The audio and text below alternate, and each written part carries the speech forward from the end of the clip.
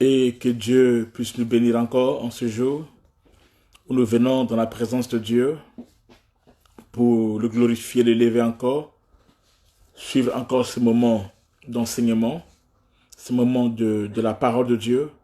Et nous prions à ce que tous ceux qui sont en ligne, qu'ils fassent signe de leur présence. Quiconque est en ligne, si tu es en ligne, fais signe de ta présence et ça va nous faire du bien. Gloire à Jésus-Christ. Alléluia.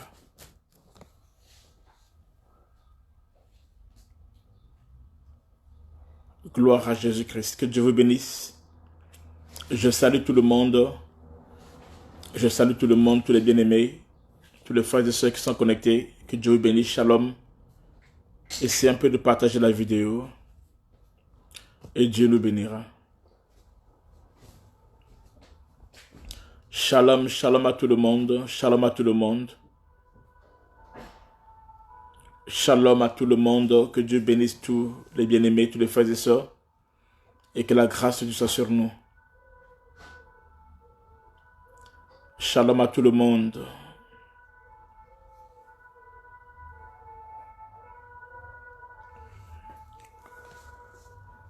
On attend que les autres se connectent. Donc en attendant, partageons la vidéo.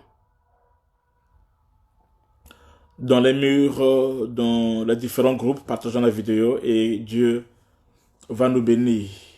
Nous sommes là, on est connectés et Dieu va nous faire grâce. Bonsoir à tout le monde. Bonsoir à tout le monde. Partagez la vidéo et Dieu va nous faire grâce. Alléluia. Je salue tout le monde, tous les frères et sœurs, tous les bien-aimés. Que le Seigneur Dieu puisse nous bénir. Que le Seigneur Dieu nous fasse grâce. Shalom à tout le monde. Partageons la vidéo dans les différents groupes. Et Dieu va nous bénir. Alors en attendant qu'on arrive à se connecter, j'ai quelques annonces, comme j'ai déjà commencé à parler. Nous avons un puissant culte qui sera aussi le culte auquel nous allons reprendre avec les cultes. Donc ça sera ce dimanche 31 mai. Ce dimanche 31 mai. Et ça sera à nos adresses habituelles, donc à Lille et ici à Paris, à Sarcelles. Le matin, nous serons à Lille et l'après-midi, nous serons à Paris, à Sarcelles. Amen. Et Dieu va nous bénir. Donc, ceux qui ont de la famille vers Roubaix, les conseils peuvent le contacter pour les orienter à l'église. Centre de la parole Shekinah. Et ceux qui sont ici à Paris aussi, l'église à Sarcelles. Donc, vous pouvez nous contacter aussi. Vous pouvez venir nous contacter aussi pour recommander vos parents, amis et connaissances. Et nous sommes aussi installés à l'île Maurice. À l'île Maurice, nous avons 2 églises et plusieurs cellules. Donc, il y a l'église qui est à Maïbourg, avec le pasteur Bradley, à Maïbourg. Et aussi, nous avons une autre église qui se trouve à Cascavel, Cancréole, avec la prophétesse Christina Israël Shekinah. Et nous sommes aussi implantés au Congo. Au Congo, on est un peu partout, donc on est dans plusieurs villes, on a beaucoup d'églises au Congo, dans plusieurs arrondissements, plusieurs villes. Amen. Et nous sommes aussi au Gabon.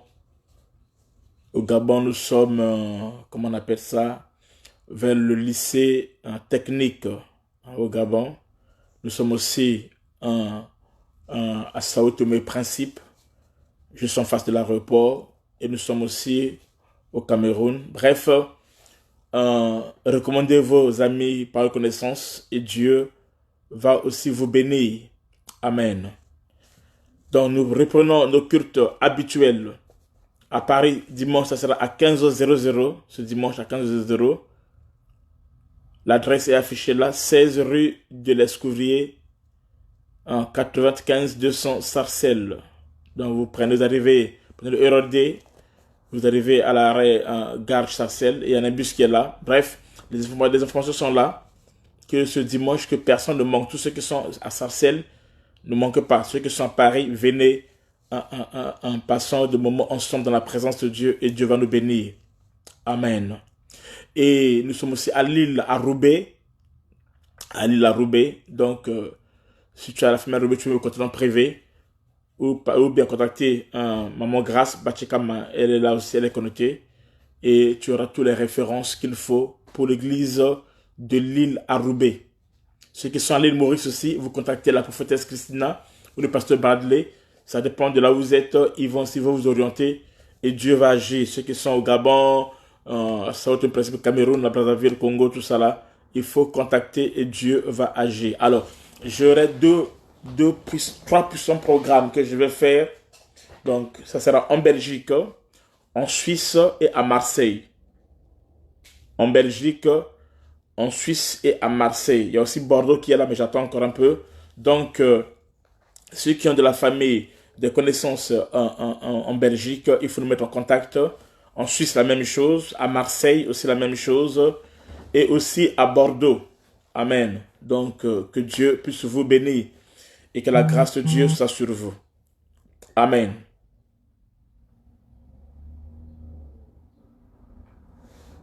Amen. Est-ce qu'on a compris? Ok, Dieu vous bénisse. Alors, on va commencer notre enseignement. Je pense que tout le monde est là. On va commencer avec ceux qui sont là. Et Dieu, bonsoir, bonsoir, bonsoir tout le monde. Bonsoir. Que Dieu vous bénisse. Oui, Cathy Andréo, à Marseille, vous m'en va le faire.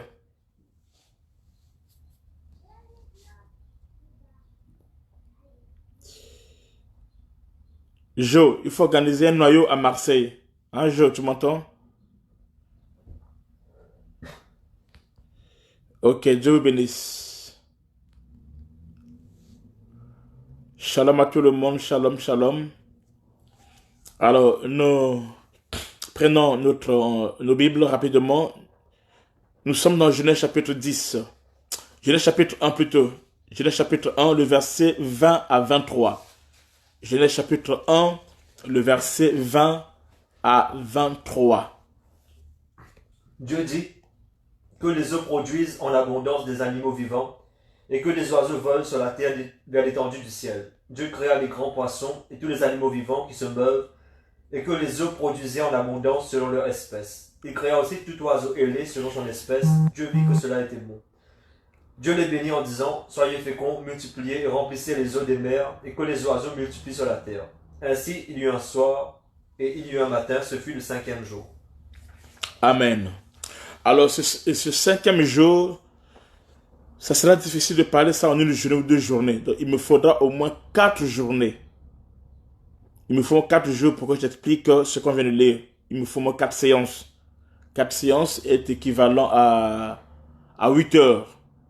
Parce que par séance, on a 2 heures. Donc, me faut au moins 8 heures de temps pour expliquer ce texte. Mais par contre, je vais essayer de résumer encore. Donc, on pourra faire ça en 3 séances, c'est-à-dire qu'en 3 jours. Amen. Amen. La Bible dit ici, le 5e jour, Dieu dit que les eaux produisent en abondance des animaux vivants, que les oiseaux volent sur la terre vers l'étendue du ciel.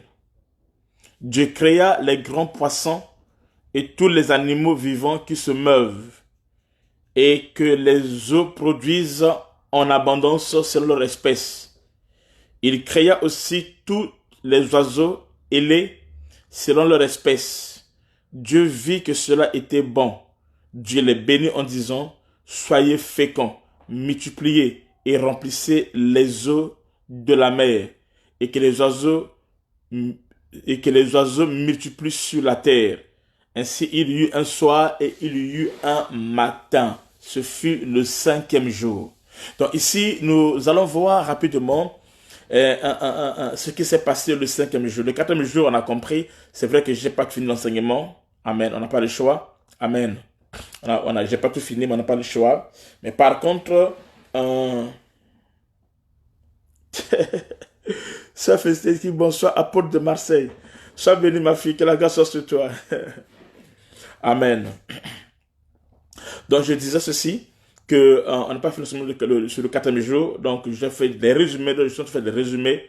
Sans ça, ça va nous prendre des mois et ça sera un peu compliqué.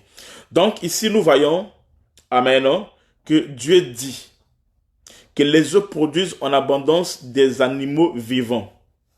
Amen. Et que les oiseaux volent sur la terre vers l'étendue du ciel. Dieu créa des poissons et les animaux vivants qui se meuvent. Bref, Dieu voulait avoir des poissons et autre chose.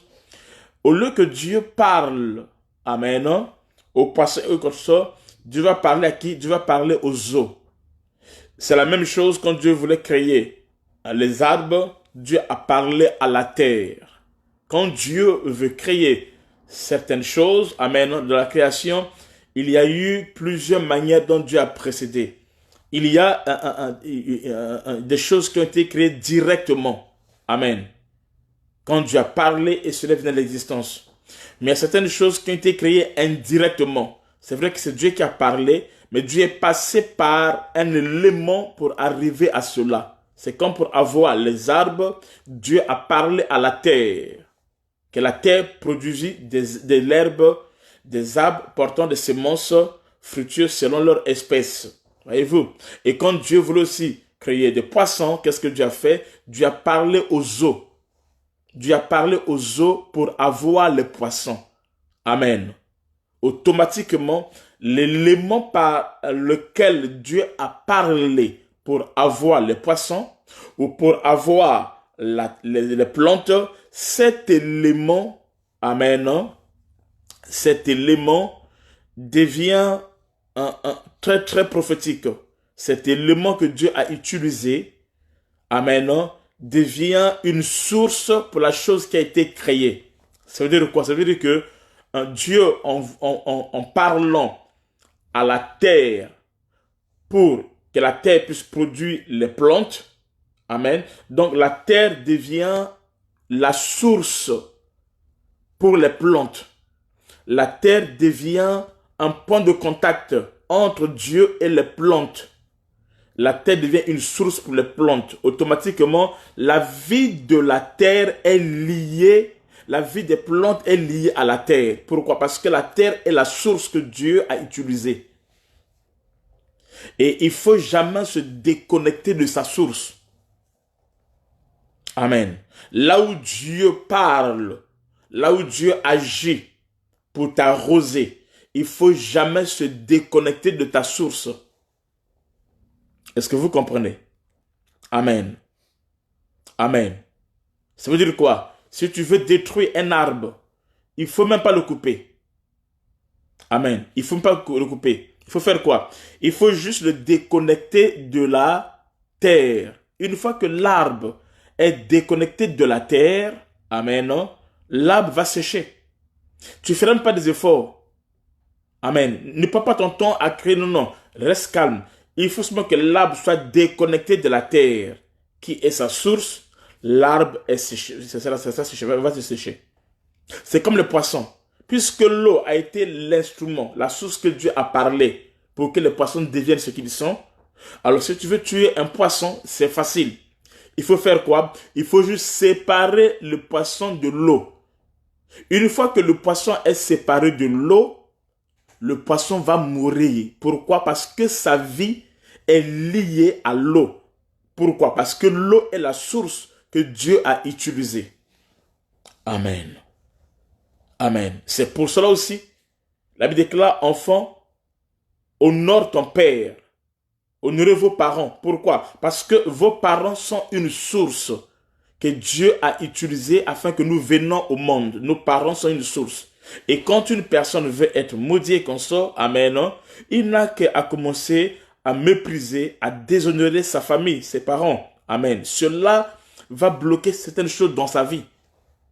D'autres le font par ignorance. Donc si tu es ici et que dans ta vie, tu as eu tes parents comme ça, il faut te réconcilier avec tes parents, leur demander pardon. Que tu aies raison ou que tu aies tort, il faut être en bonne harmonie avec tes parents. Tes parents, tant biologiques que spirituels. Amen. Amen.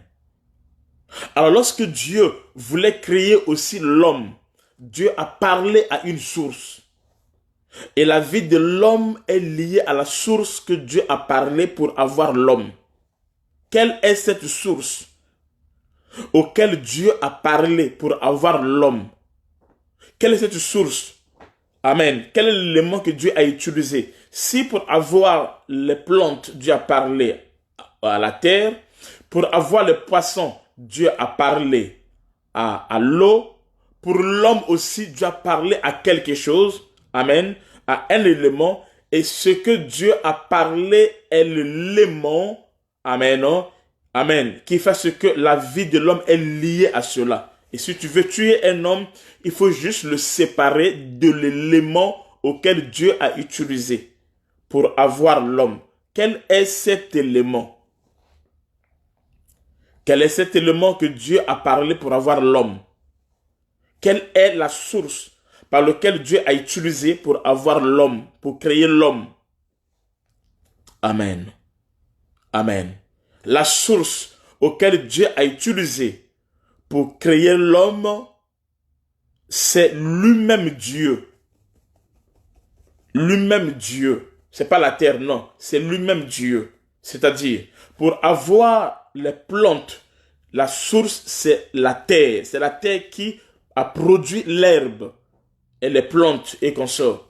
Pour avoir les poissons, Dieu a parlé à l'eau. Et c'est l'eau qui a produit. C'est Dieu qui a parlé, mais c'est l'eau qui a produit. Et pour avoir l'homme, Dieu a parlé à lui-même. Il a dit, faisons l'homme à notre image et à notre ressemblance. Donc Dieu a parlé à lui-même. Dieu a parlé à lui-même. Dieu a parlé à lui-même. Amen.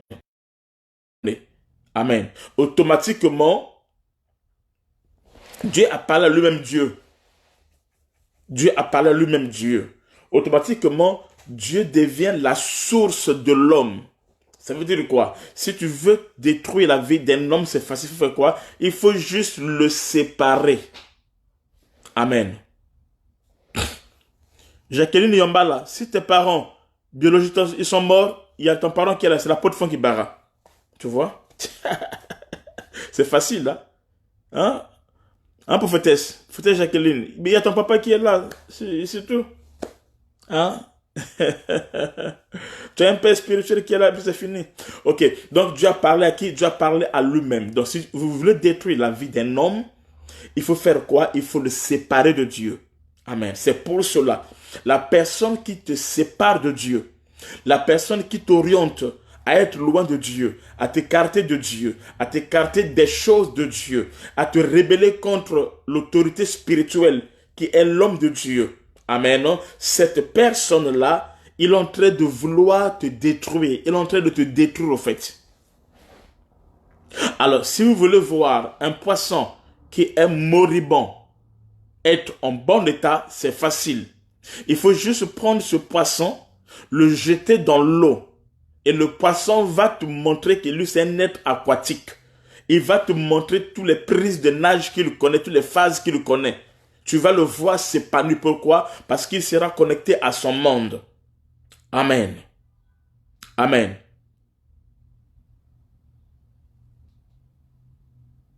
Elle a dit quoi? Bon, on laisse ça d'abord. Écoutez mon message. Amen. Et si tu veux voir, donc le poisson va entrer, il va nager, tout comme ça. Maintenant, si vous voulez voir, si vous voulez voir un arbre qui est en train de mourir, prenez ce arbre-là, il faut juste le reconnecter à la terre. L'arbre va reprendre vie. La sève va monter, l'arbre va fleurir et la gloire va se manifester. Et si vous voyez aussi quelqu'un qui est dans le monde, qui est mourant dans le monde, dans le péché, dans la maladie, tout ça là, c'est facile. Il faut juste le reconnecter à Dieu, qui est sa source. Amen.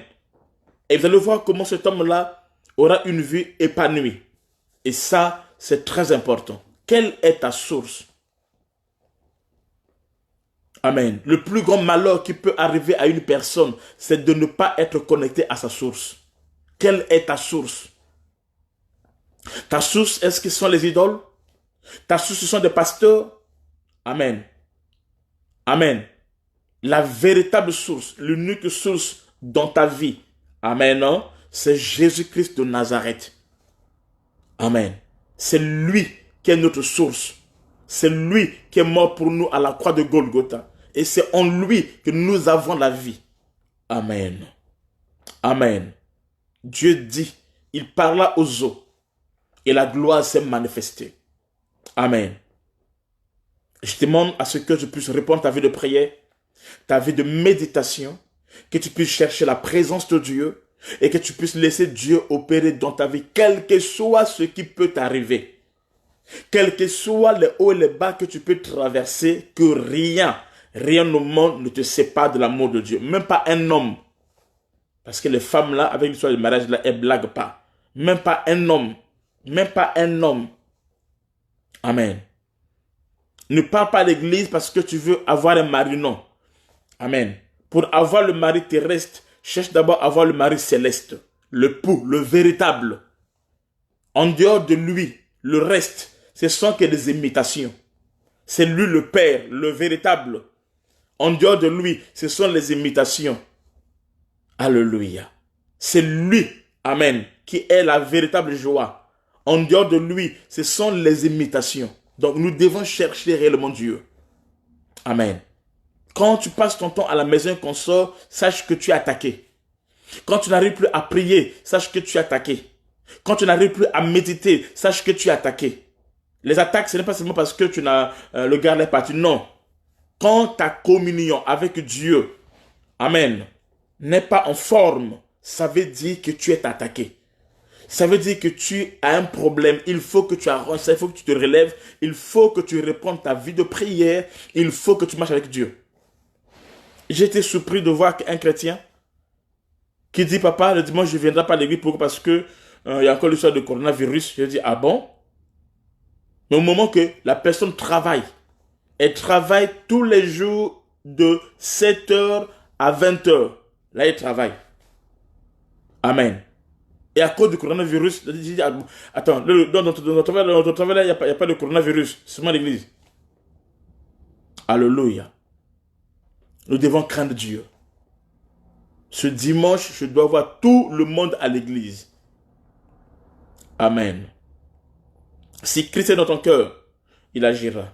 Si Dieu t'a protégé pendant 55 jours, ceux qui sont parés ici, il t'a protégé. Il y a eu beaucoup de morts. En France, il y a un peu combien de morts à peu près? Tu n'as pas d'idée, hein? Amen. Il y a eu beaucoup de morts. Mais malgré ça, nous sommes là. Nous aurions notre culte le 31. On aura encore notre culte le 7 ou le 8 par là. Après le 14 juin, nous aurions un grand culte d'action de grâce. Le 14 juin, nous aurons un grand culte de remerciement, d'adoration, d'action de grâce. Amen. Jésus-Christ nous aime et nous a fait du bien. Amen. Il nous a gardés, nous a protégés parce qu'il est notre Père, notre bon berger. Ceux qui sont morts, on ne les dépasse pas. Ceux qui sont morts, ils n'étaient pas moins que nous. Non. Si nous sommes en vie, c'est simplement la grâce de Dieu. Si dans ton pays, il n'y a pas eu le coronavirus, c'est simplement la grâce de Dieu. Amen. Amen. Donc ce dimanche, il faut que tout le monde soit là. Tu es serviteur, tu es servante, il faut qu'on soit là.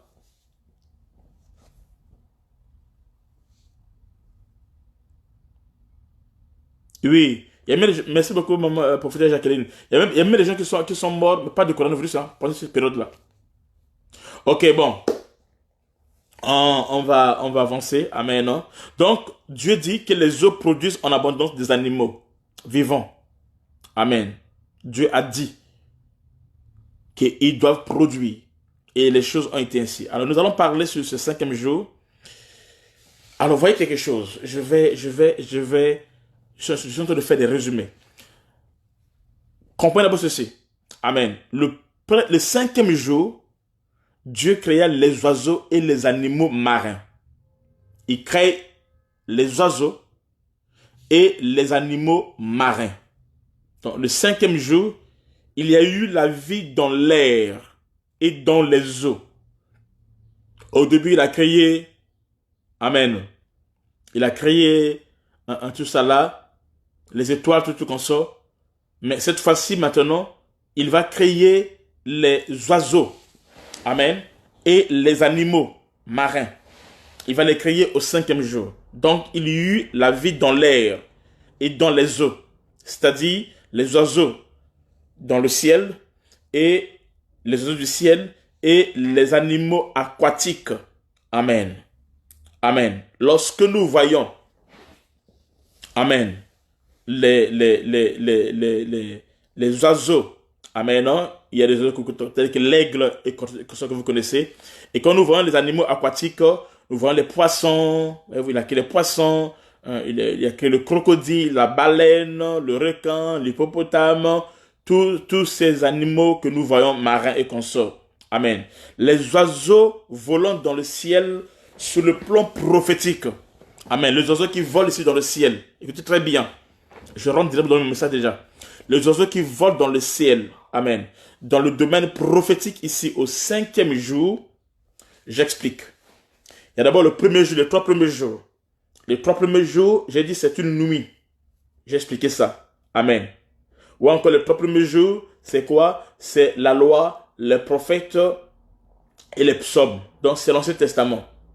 Maintenant, après le 4e jour, c'est là où la parole se fait chair. Donc la lumière prend un corps physique qu'on appelle le soleil. Et la lumière, vous savez quoi? À dominer, à commander, à présider le jour. Amen. C'est Christ qui vient. La lumière de Dieu qui vient sur la terre. Amen. Ça, c'est la venue du Seigneur Jésus-Christ. Il est venu sur la terre et il a mené la lumière. Il a mené la vie.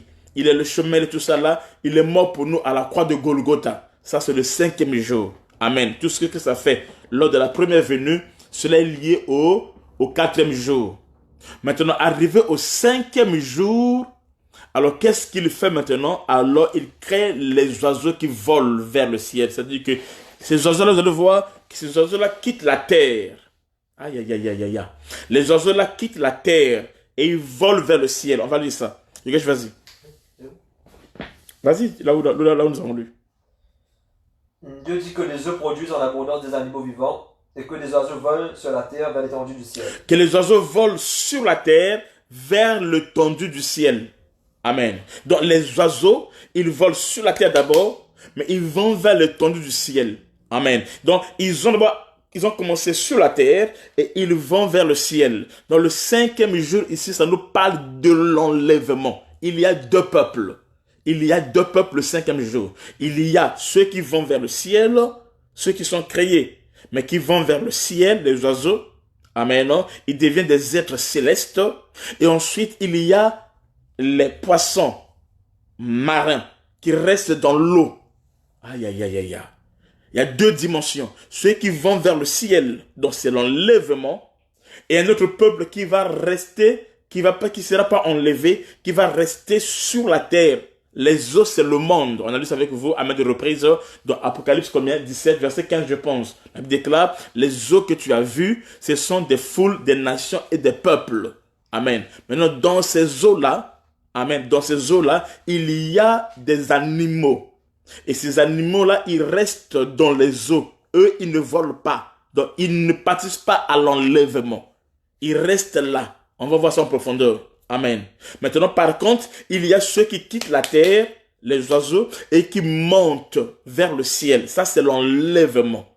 Amen. Ça, c'est l'enlèvement. Le 5e jour nous parle de l'enlèvement. Mais par contre, il y a un peuple qui va pas être enlevé et qui va rester. Et ceux-là, ce sont les eaux, y compris les animaux et les poissons. Amen. Amen. Attention, attention, attention, Maïsa. J'ai pas dit que les poissons ici, c'est les vierges folles. Non, c'est juste aussi. Mais on va arriver. C'est aussi juste. Parce qu'il y a plusieurs mouvements. Ils sont aussi les vierges folles, mais il y a plusieurs mouvements. Vous savez, moi, je ne reste pas sur un truc. Il y a plusieurs mouvements. Donc, on voit ça dans plusieurs manières. OK? Donc, on va prendre ça doucement, doucement, doucement. Et nous allons comprendre. OK? D'accord. Amen. Amen. Est-ce que vous comprenez? Donc je répète, le cinquième jour, Dieu va créer deux choses. Il va créer les oiseaux qui volent, dans ceux qui vont opérer au niveau du ciel, et il va créer les animaux qui seront dans l'eau. Mais les oiseaux ici, ils commencent par à la terre et ils volent. Amen. Le cinquième jour, ça nous parle de l'enlèvement, je répète. Amen. Là, c'est l'enlèvement de l'église. Par contre, quand l'église, ici symbolisée par les oiseaux, donc par aigle et autres, quand ils seront enlevés le cinquième jour, alors il y aura un autre peuple qui va rester dans les eaux. Les eaux, ici la Bible déclare les eaux, Apocalypse 17, 15, ce sont des foules, des nations et des peuples. Maintenant, dans ces foules-là, les nations et les peuples, il y aura des créatures marines qui sont dans les eaux que nous allons voir d'ici là, en profondeur, et ça va nous aider. Donc ceux-là, ils vont rater l'enlèvement, ils vont rester.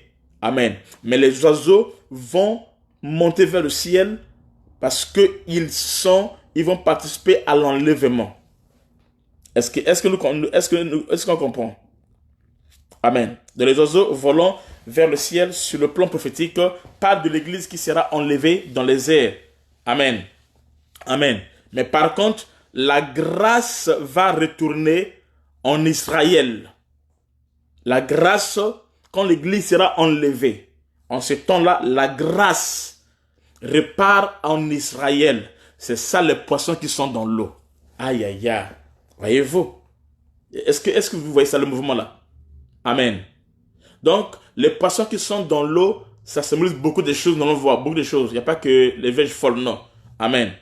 Mais ici, les poissons qui sont restés dans l'eau, ça symbolise d'abord Israël. Israël qui n'a pas participé à l'enlèvement, étant que nation. Amen. Maintenant, ils vont devenir des poissons dans l'eau. L'eau, ce sont les nations. Mais dans ces nations-là, il y a un peuple qu'on appelle poisson. Amen. Et ce peuple-là va recevoir quelque chose. Tout à l'heure, j'ai expliqué ça en profondeur en parlant sur le mystère des poissons qui sont dans l'eau. Alléluia. Amen. Est-ce qu'on est là? Amen. Donc, l'église est enlevée. Amen. Dans les airs, mais la grâce va retourner vers Israël qui symbolise les poissons qui sont dans l'eau, dans le monde. Amen. Le royaume de Dieu est comme une personne qui est allée pécher. La Bible déclare, qui est allée pécher, qui est allée... Ici, c'est l'évangélisation d'Israël par les deux oliviers. C'est pour cela qu'ils deviennent poissons. C'est-à-dire que non, ils ont été réveillés. Amen. Est-ce que vous comprenez? Ils deviennent poissons. Or, le poisson, c'est un bon signe. Le poisson, c'est un bon symbole que nous allons voir en profondeur tout à l'heure. Amen. Amen. Donc, dans le cinquième jour, il y a deux grandes choses à retenir. Amen. C'est que dans le cinquième jour, il y a le mystère des oiseaux volants, tels que l'aigle, tels que la colombe. Amen. Les oiseaux volants qui sont là au cinquième jour. Amen. Et il y a également les poissons et les animaux aquatiques qui sont dans l'eau. Amen. Tels que l'hippopotame, le crocodile, la baleine, le requin et les grands poissons. Amen. Donc ce sont ces deux mondes-là qui gouvernent et qui opèrent pendant le cinquième jour. Amen. Je répète, les oiseaux volants ici, ça nous parle de l'enlèvement de l'église. Amen. Et dans les eaux contenant les poissons, nous voyons la grâce qui est retournée en Israël. À quel moment? Lorsque l'église est enlevée. Amen. Quand l'église est enlevée, en ces temps-là, alors, il y a un réveil qui se passe en Israël. Ça ne se passe pas avant. Ça se passe une fois que l'église a été enlevée. Pas avant. Quand l'église est enlevée, c'est alors que les poissons, amen, dans l'eau, amen, suspendent le réveil, c'est-à-dire Israël. Amen. Je vais expliquer tout à l'heure en profondeur. Donc je commence déjà. Je pense qu'on a compris les bases que j'ai mis. Alors je commence avec les oiseaux volants. Les oiseaux volants. Bon, je vais faire les deux. Après, à un moment donné, je vais préciser sur les oiseaux et après sur les poissons. Donc, je vais faire d'abord les deux au même moment. Après, je vais préciser. Amen. Nous touchons un point, les oiseaux volants. Donc j'ai dit les oiseaux volants ici, ça symbolise quoi? Ça symbolise les enfants célestes de Dieu. Amen. C'est une dimension de Dieu. Les oiseaux qui volent dans le ciel parlent des enfants de Dieu qui seront enlevés dans les airs. Selon 1 Thessaloniciens 4, le verset 13 à 18. Amen. Amen. Ils seront enlevés. Amen. Et nous allons voir la gloire de Dieu. Amen. Donc, est-ce que toi, tu étais un oiseau ou tu es encore, je ne sais pas. J'ai dit ici, au début, que le Seigneur ne viendra pas prendre les brebis. Il y a 3 dimensions. Il y a les poissons, il y a les brebis et il y a les aigles. Les poissons, c'est la première dimension. Lorsque nous venons à l'évangile, nous venons comme des poissons. Quand on vient à l'évangile, nous venons d'abord comme des poissons. Ça, c'est la première dimension. La Bible déclare, le royaume des cieux est semblable à un homme qui est allé pêcher. Ok? C'est le royaume de Dieu. C'est le péché et il a pris les poissons de toute espèce. Amen. Dans son filet. On va voir ça en profondeur d'ici là. Ok? Ça, c'est la première chose. Maintenant, une fois que nous avons comme poisson, maintenant, on doit être transformé de poisson à brebis. Ce sont les brebis qu'on amène vers le vert pâturage afin qu'ils puissent manger. Amen. Amen. Ça, c'est le message doctrinal. Le message des poissons, c'est le message évangélique.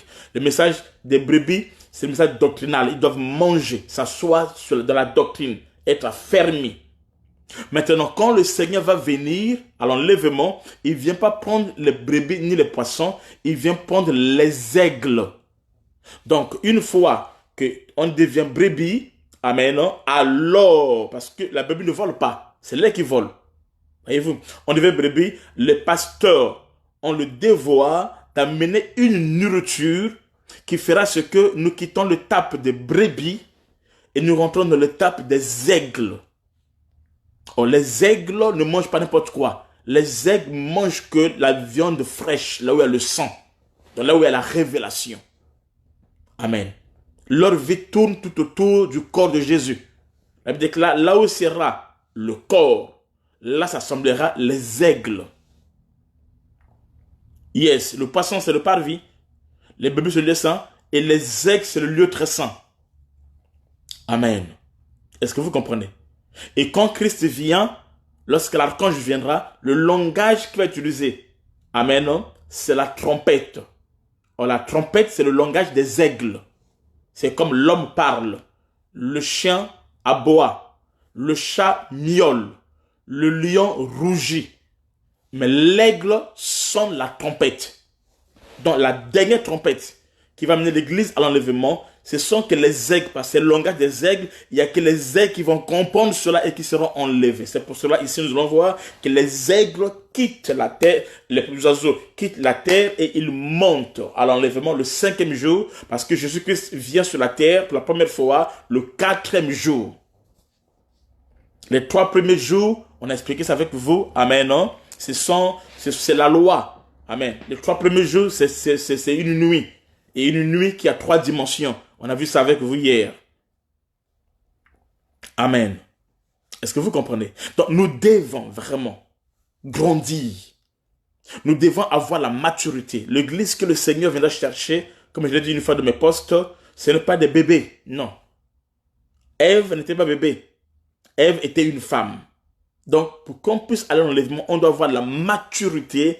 Amen. Dans la parole, la connaissance vivante, dans la parole, la connaissance des choses de Dieu. Amen. Et c'est ça qui nous conduira à l'enlèvement. Ce qui fera ce que Christ soit formé pleinement en nous. Amen. Qu'on puisse atteindre la stature parfaite. Et c'est ça qui va nous emmener à l'enlèvement. Amen. Lorsque nous nous sanctifions selon la parole de Dieu, lorsque nous marchons selon la parole de Dieu, lorsque nous sanctifions la parole de Dieu, ces choses-là vont nous emmener à l'enlèvement. Est-ce que nous comprenons? Amen. Donc, une fois que l'église est enlevée, nous voyons que les poissons dans l'eau ici, c'est la grâce de Dieu qui retourne en Israël. L'enlèvement de l'église fera ce que la grâce de Dieu qui était avec l'église puisse retourner à Israël. Amen. Les eaux symbolisent le monde, les peuples. Les foules, les nations qui sont. Et les poissons qui sont dans l'eau ici, ça symbolise Israël qui est resté dans le monde. Israël qui est resté dans les eaux, dans le monde. Amen. Israël qui n'a pas été enlevé. Parce que dans les poissons, il y a une petite partie d'Israël. Les Juifs qui ont cru en Jésus-Christ, ils sont minoritaires et ils font partie de l'Église. Amen. Dans l'Église qui sera enlevée, il y a deux peuples. Il y a une minorité de Juifs qui ont cru et une grande partie des peuples des nations. Amen. Qui seront enlevés. Mais une grande partie va rester. Alors, quand ils sont restés, alors tant que de poissons, donc l'eau, c'est les nations, mais eux, ils sont distingués comme poissons. Amen.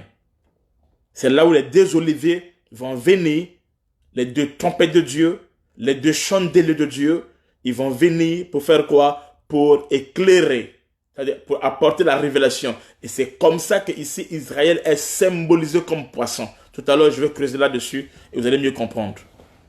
Amen. Amen. Les poissons dans l'eau. Les poissons dans l'eau. Mettez ça comme mouvement au titre, je ne sais pas. Les poissons dans l'eau. Amen. Donc, les poissons dans les eaux, nous voyons Israël qui est resté dans le monde. Le monde, ce sont les eaux. Israël, Israël est resté dans le monde. Israël est resté. Israël n'a pas participé à l'enlèvement. Alors, ils sont restés. Amen. Ils sont restés. Amen. Ils sont restés et ils n'ont pas passé à l'enlèvement. Maintenant, ils reçoivent maintenant la grâce de Dieu à travers les deux oliviers. Amen.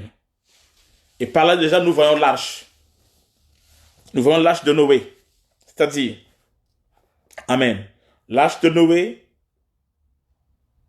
a été soulevée en haut par les eaux du déluge.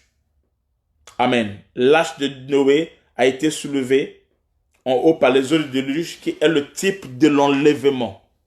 Amen. Les eaux vont rester. Amen. Non? Les poissons vont rester plutôt. Mais l'arche sera soulevée. Amen. Qui est un type de l'enlèvement. Mais par contre, les poissons ne sont pas rentrés dans l'arche. Les poissons ne sont pas rentrés dans l'arche. Il n'y a eu que Noé qui est rentré. Amen. Noé est rentré dans l'arche. Amen. Et il a été sauvé de l'eau de la pluie du déluge. L'eau du déluge. Amen. Et cela nous parle aussi du jugement. Dans les eaux qui sont là. Les eaux qui sont restées en bas. Qui ne peuvent pas monter avec les oiseaux. Ça nous parle du jugement de Dieu. Amen. Sur le monde. Sur les impies. Sur les nations. Après l'enlèvement de l'Église. Amen. Amen. Et en ce temps-là, Dieu a fait grâce à Israël. Est-ce qu'on a compris les bases? Je tourne là parce que je veux que vous compreniez mieux, parce que c'est ça là où je vais décoller. Amen. Et nous allons parler de ça pendant 4 jours, 3 jours, sur ce texte que nous venons de lire là. Et Dieu sera glorifié. On a compris? Donc, dans la Bible, les poissons symbolisent les humains. Dans la Bible, les poissons symbolisent l'homme. Yogesh, vas-y. Ézéchiel 29, 3 à 5. Ézéchiel 29, 3 à 5. Je commence mon message. Hein. Parle, tu diras, ainsi parle le Seigneur l'Éternel, voici j'envoie à toi Pharaon, roi d'Égypte, grand crocodile, qui te couche au milieu de tes fleuves, et qui dit, mon fleuve est à moi, c'est moi qui l'ai fait. Ok, donc ici on parle de Pharaon, qui est un grand crocodile. Pardon? Je parle à 5, je crois 3. Tu dis? Je parle à 5, je crois 3, vous êtes 3, 5. Vas-y. Je mettrai une boucle à tes mâchoires, j'attacherai à tes écailles les poissons de tes fleuves, et je te tirerai du milieu de tes fleuves avec tous les poissons qui s'y trouvent, et qui seront attachés à tes écailles. Je te jetterai dans le désert, toi et tous les poissons de tes fleuves, tu tomberas sur la face des champs, tu ne seras ni relevé ni ramassé, aux bêtes de la terre et aux oiseaux du ciel, je te donnerai pour pâture. Ok, donc ici on nous parle de Pharaon. Mais Pharaon ici maintenant est identifié comme un poisson et comme un animal marin. Mais ça nous parle de Pharaon. Donc un homme. Amen. ainsi que la population. Donc lorsqu'on parle de Pharaon, c'est lui le crocodile, le léviathan. Attention, il y a deux sortes de crocodiles. Il y a le bon et le mauvais. On verra ça. Donc, il y a le bon et le mauvais. Le mauvais, c'est celui dont on parle ici là. On parle de Pharaon. Et le bon, c'est celui qu'on parle de Christ dans Job. Ok? Donc, alors, ici on parle de Pharaon qui est le crocodile. Et il n'est pas seul. Et il est avec les poissons. C'est que les poissons ici là, ce sont les populations égyptiennes qui sont symbolisées par poisson et Pharaon par crocodile. Est-ce que vous comprenez? On peut lire encore Ézéchiel 32, verset 2. Ézéchiel 32, verset 2. Fils de l'homme, prononce une complète sur Pharaon, roi d'Égypte. Fils de l'homme, prononce un décret sur Pharaon, roi d'Égypte. Tu lui diras. Tu lui diras. Tu ressemblais à un lionceau parmi les nations. Tu étais comme un crocodile dans les mers. Tu étais comme un crocodile dans les mers. Tu troublais les eaux. Tu te lançais les fleuves. Tu troublais les eaux avec tes pieds. Tu agitais leurs fleuves. Ok. Amen. Voyez-vous. Donc ici, le crocodile, c'est qui? C'est Pharaon. Mais aujourd'hui, je ne vais pas en profondeur, mais je veux juste dire que Dieu titrifie le poisson à un homme. Ok. Donc au 5e jour, nous voyons que les eaux d'en bas produisaient les animaux aquatiques et les oiseaux du ciel s'envolaient dans les airs. Ça nous parle de la grâce qui revient à Israël, donc les poissons, et les oiseaux qui montent, ça nous parle de l'enlèvement de l'Église. Amen. Alors lorsqu'on nous parle des oiseaux aquatiques, c'est un langage. Et lorsqu'on parle des animaux aquatiques plutôt, les animaux aquatiques, c'est un langage. Amen. Donc, lorsqu'on parle des animaux aquatiques, ils sont plus que les poissons, c'est un langage. Donc, dans les eaux d'en bas, qui symbolisent les nations, les eaux, ce sont les foules, les peuples et l'homme, tout ça dans les nations, les eaux là. À l'intérieur de ces eaux là, il y a des animaux aquatiques. Amen. Lisons quelque chose, Ésaïe 57, verset 20. Ésaïe 57, verset 20. Je mets de base, hein, après je vais rentrer dans mon message. Mais les méchants sont comme la mer agitée, qui ne peut se calmer, et dont les eaux soulèvent la vase et le Liban. Amen. Ça, c'est les méchants. Ils sont comme les eaux. Amen. Hein? D'où les animaux aquatiques vivant dans l'eau. C'est-à-dire que dans les méchants, donc les païens, amen, ce sont les animaux aquatiques, c'est quoi? Ce sont des rois, les dirigeants de ce monde. Dans ce monde, il y a des poissons. Dans les eaux, il y a les poissons, c'est Israël. Les eaux, c'est la population. Mais à l'intérieur, il y a des animaux aquatiques, c'est-à-dire des rois et des dirigeants de ce monde, les présidents de ce monde, les nations, les fous, les langues et les méchants. Amen. Amen. Prenons encore Ésaïe 59, verset 20. Un rédempteur viendra pour Sion, pour ceux de Jacob qui se convertiront de leur péché, dit l'Éternel. Amen. C'est pas ça ce que je cherchais. Amen. Donc les animaux qui sortent des eaux d'en bas sont très dangereux. Ils sont des animaux qui sont très dangereux. Lisons Psaume 4, le verset 26. Psaume 4, verset 104. Psaume 104, s'il vous plaît. 104, le verset 26. Là se promènent les navires et ce léviathan que tu as formé pour se jouer dans les flots.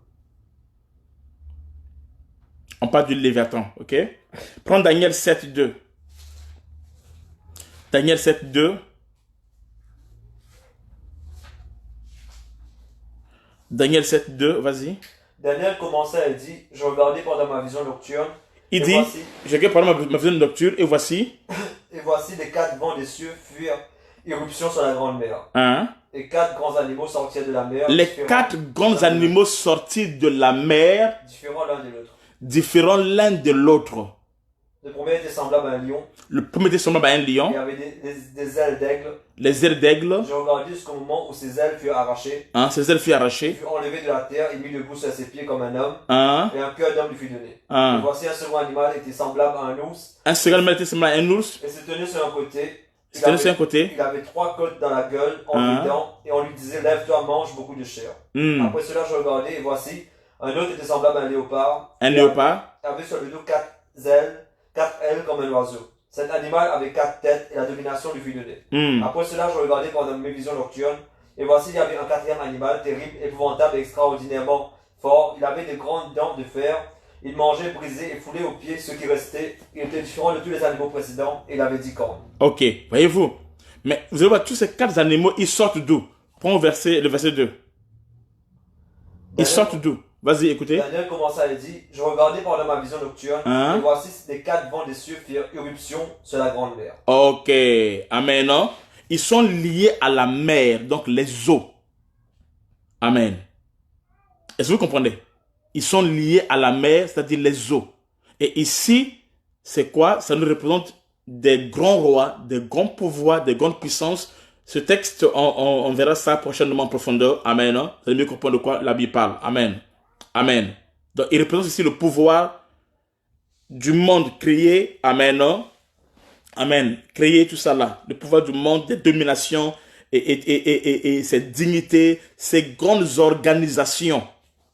Amen. Ces grandes organisations qui existent, telles que l'ONU, l'OMS, et encore quoi. Tout ce que vous connaissez là. Amen. Amen. Le nouvel ordre mondial. Donc, c'est ça, ces êtres aquatiques qui sont forts et qui sont puissants, qui dominent le monde. Qui dominent les eaux. Amen. Ils sont là. Par contre, nous, chrétiens, nous ne sommes pas les eaux d'en bas. Nous sommes l'image des eaux d'en haut. Nous sommes un peuple céleste dont Abraham a un peuple qui est céleste. Les étoiles du ciel. Nous sommes les eaux d'en haut. Nous ne sommes pas les eaux de la terre. Est-ce que vous comprenez? Par contre, les nations, les païens sont les eaux d'en bas. Amen. Les rois de ce monde sont l'image des animaux qui proviennent des eaux d'en bas. Amen. Du monde. Ce sont les nations, tout ça là. Amen. Qui opèrent et qui agissent. Ce sont les antichrists. Amen. Ce sont les empires. Des royaumes, des puissances qui sortent des eaux d'en bas et qui dominent les populations. Ce sont aussi des reptiliens, oui. Amen. Amen. Comme autrefois, il y avait l'empire babylonien, l'empire médo-perse, il y avait aussi la Grèce, il y avait Rome, bref, ce sont les 4 puissances mondiales qui avaient dominé Israël avant l'arrivée du Christ. Amen. Amen. Est-ce que vous comprenez? Donc il y a tout ça là. C'est ça les animaux aquatiques. Que nous allons parler de ça profondément. Amen. Mais pas aujourd'hui. Amen. Alléluia. Donc, on parle ici de l'expression monstre marin qui est employé parallèlement avec le Léviathan. Amen. Amen. Que je ne vais pas tout toucher aujourd'hui, mais ça parle de Pharaon, ça parle des puissances qui sont dans ce monde. Donc, Pharaon est appelé aussi comme crocodile ou le Léviathan du fleuve, le crocodile du fleuve, ou encore un monstre marin. Mais Jésus a écrasé à la mer Rouge, annonçant l'œuvre de la croix. Est-ce que vous comprenez? Jésus l'a écrasé à la mer Rouge parce que le Seigneur annonçait l'œuvre de la croix. C'est pour cela que Pharaon est mort. Sa mort était facile dans les eaux que sur la terre. Parce que son pouvoir venait des eaux. Et c'est comme ça que Dieu va attirer Pharaon jusqu'aux eaux. Amen. En ce moment-là, Corée, Dathan et tout ça, là, ils boudaient de ce que Moïse allait vers les eaux. Il a dit, mais Moïse, mais le chemin que tu nous conduis là, nous conduit tout droit à la mer. Tout droit à la mer. Parce qu'il y avait un autre chemin qui pouvait le conduire au pays de Canaan. Il y avait un raccourci. Mais ils oubliaient que Dieu était en train d'attirer Pharaon dans sa source. Parce que Pharaon, sa force était de l'eau. Amen. Donc Dieu va l'emmener dans son élément. Et arrivé dans son élément, il va écraser sa tête. Cela préfigurait déjà. Amen. Amen. L'image de Christ qui viendra dans le monde. Et dans ce monde, il va détruire et dominer la puissance de Satan. Amen. Est-ce que vous comprenez cela? Amen. Donc, Pharaon est comparé comme le grand crocodile qui, couche au milieu, qui se couche au milieu du fleuve, et les populations égyptiennes est comparée à des poissons. Amen. Amen. Donc, c'est à peu près ça ce qui s'est passé le 5e jour de la création, quand Dieu a commandé aux eaux de produire des animaux aquatiques. Amen. Et la gloire de Dieu s'est manifestée. Je ne vais pas trop parler sur le Léviathan aujourd'hui. Je ne vais pas trop rester là-dessus. Sans ça, il y a 4 passages de la Bible qui parlent sur le Léviathan. Est-ce qu'il faut que je parle de ça aujourd'hui? Je ne sais pas. Amen.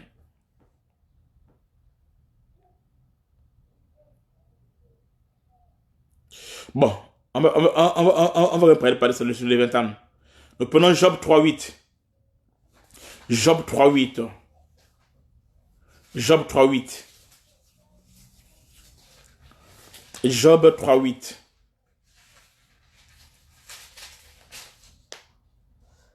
Qu'elles soient maudites par ceux qui maudissent les jours, par ceux qui savent exciter le Léviathan.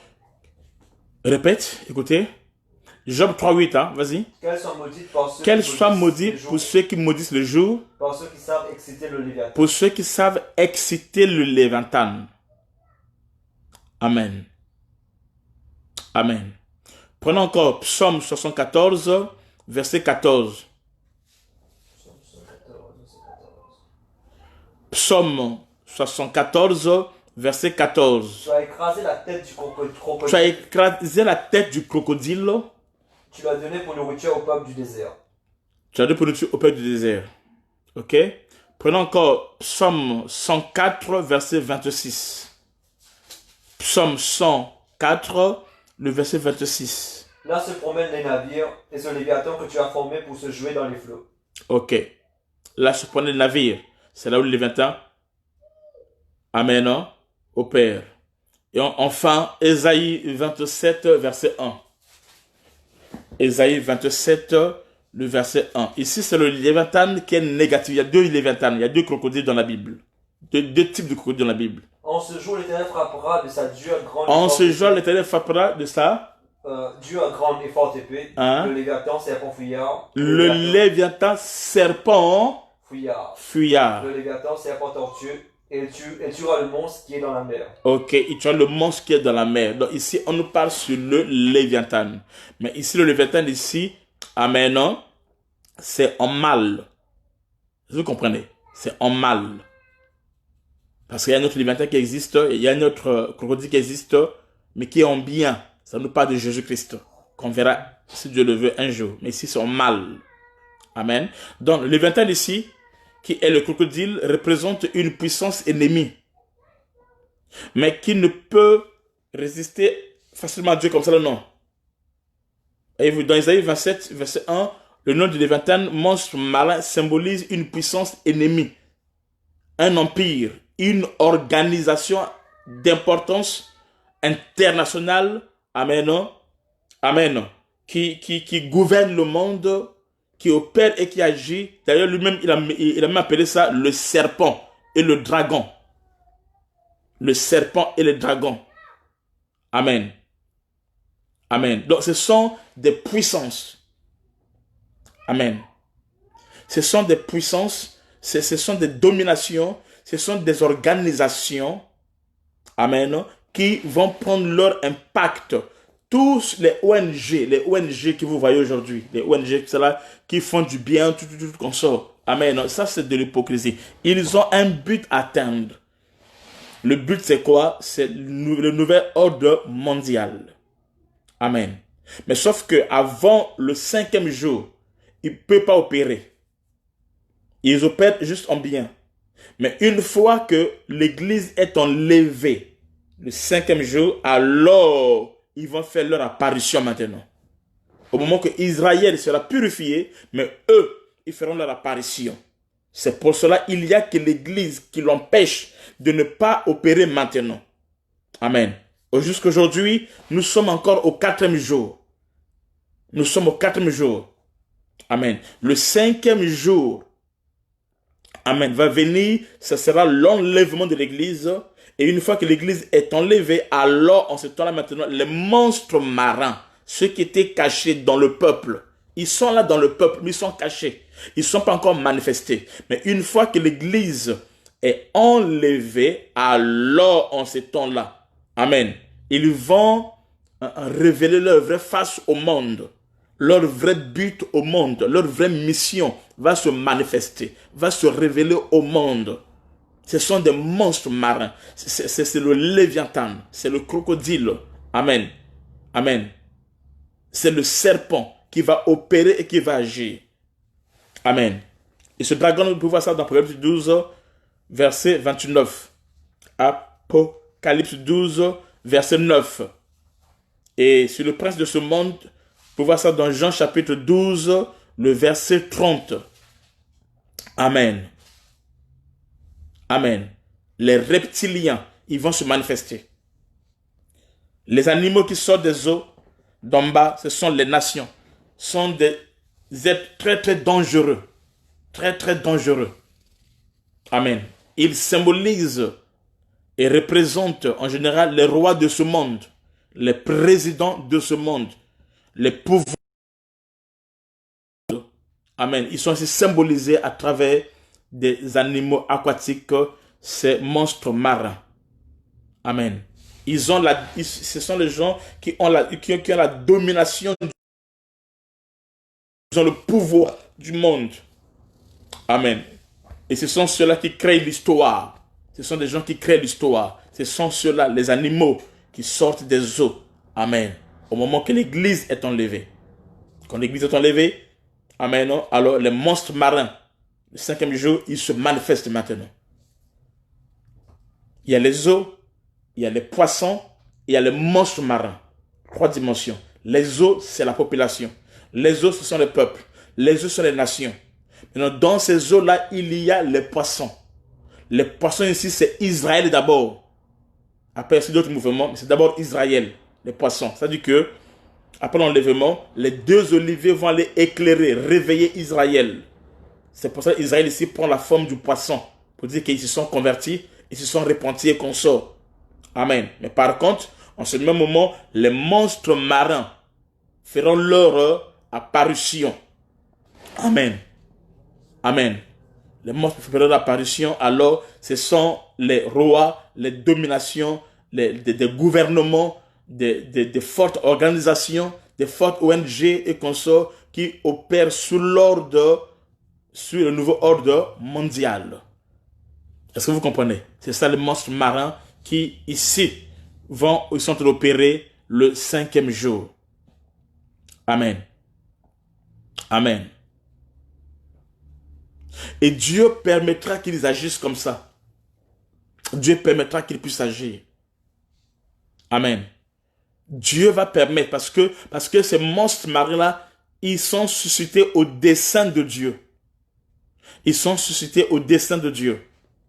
On va lire quelque chose. Prends Romains 9, 17. Romains 9, 17.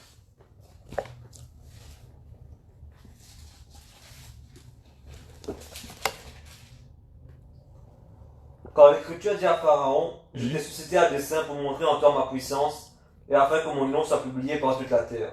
Quand l'Écriture dit à Pharaon, quoi? Quand l'Écriture dit à Pharaon, je t'ai suscité à dessein. Dieu a suscité Pharaon à dessein. Pour montrer en toi ma puissance. Pour montrer en toi sa puissance. Et afin que mon nom soit publié afin que son nom soit publié. Par toute la terre. Ok. Donc Dieu permet ces choses. Dieu le permet. Amen. Et ça arrivera. Donc, ce ne sont pas nos prières qui vont arrêter ça, non. Ce sont les prières des gens qui prient sans révélation. Amen. Amen. Donc, Pharaon est représenté ici par le Léviathan, qui est le monstre marin, amen, qui sera suscité à dessein par Dieu pour faire l'histoire. Amen. Dieu, parfois, il crée la diversité. Ésaïe 45, verset 7. Il y a certaines adversités qui arrivent, c'est Dieu qui permet ça afin de manifester sa puissance, afin de témoigner sa gloire. C'est Dieu qui a endurci le cœur de Pharaon, c'est Dieu. C'est pas le diable, c'est Dieu. Afin que sa gloire puisse se manifester. Vas-y, Ésaïe 45, 7. Je forme la lumière et je crée les ténèbres. Je donne la prospérité et je crée l'adversité. Moi, l'Éternel, je fais toutes Allons ces doucement. choses. Je forme la lumière. Et je crée les ténèbres. Doucement. Je crée les Je ténèbres. donne la prospérité. Je donne la Et prospérité. je crée l'adversité. Je crée la diversité. L'adversité. L'adversité plutôt. Moi, l'Éternel, Moi, je l'Éternel, fais toutes ces choses. je fais toutes ces choses. Dieu est souverain. Dieu est souverain. Amen. Dieu est souverain. Et Dieu opère ce qu'il veut. Donc, quand les gens te combattent, c'est Dieu qui permet ça. Pour montrer que tu es son fils, tu es sa fille. Amen. Dieu permet certaines choses. C'est pour ça, n'ayez pas peur. Ne sois plus dans la dimension pour dire, non. Ça, c'est pour les enfants. Hein? Je demande au Seigneur, pourquoi ça m'arrive comme ça? Non. Ça, c'est pour les bébés. Amen. Tu dois avoir un front qui est dur. Tu dois aimer le combat, l'opposition. C'est dans l'opposition. Amen. Amen. Que la gloire de Dieu se manifeste. Et que Dieu ait témoigné. Amen. Mais par contre, il y a le crocodile qui... Donc, si le crocodile du psaume 74, 13 à 14 est l'image du diable, par contre, le crocodile de Job 40, hein, je n'ai pas touché là, de Job 40, 20 à 28, c'est l'image de Christ.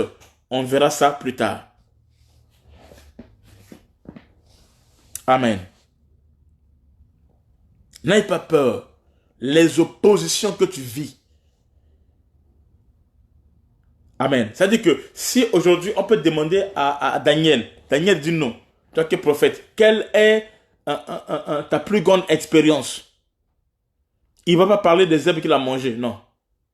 Il ne va pas parler du roi qu'il a vu, non. Il ne va même pas parler de l'interprétation qu'il a donnée sur l'écriture de Dieu, non. Mais quelle était son expérience qu'il avait avec Dieu?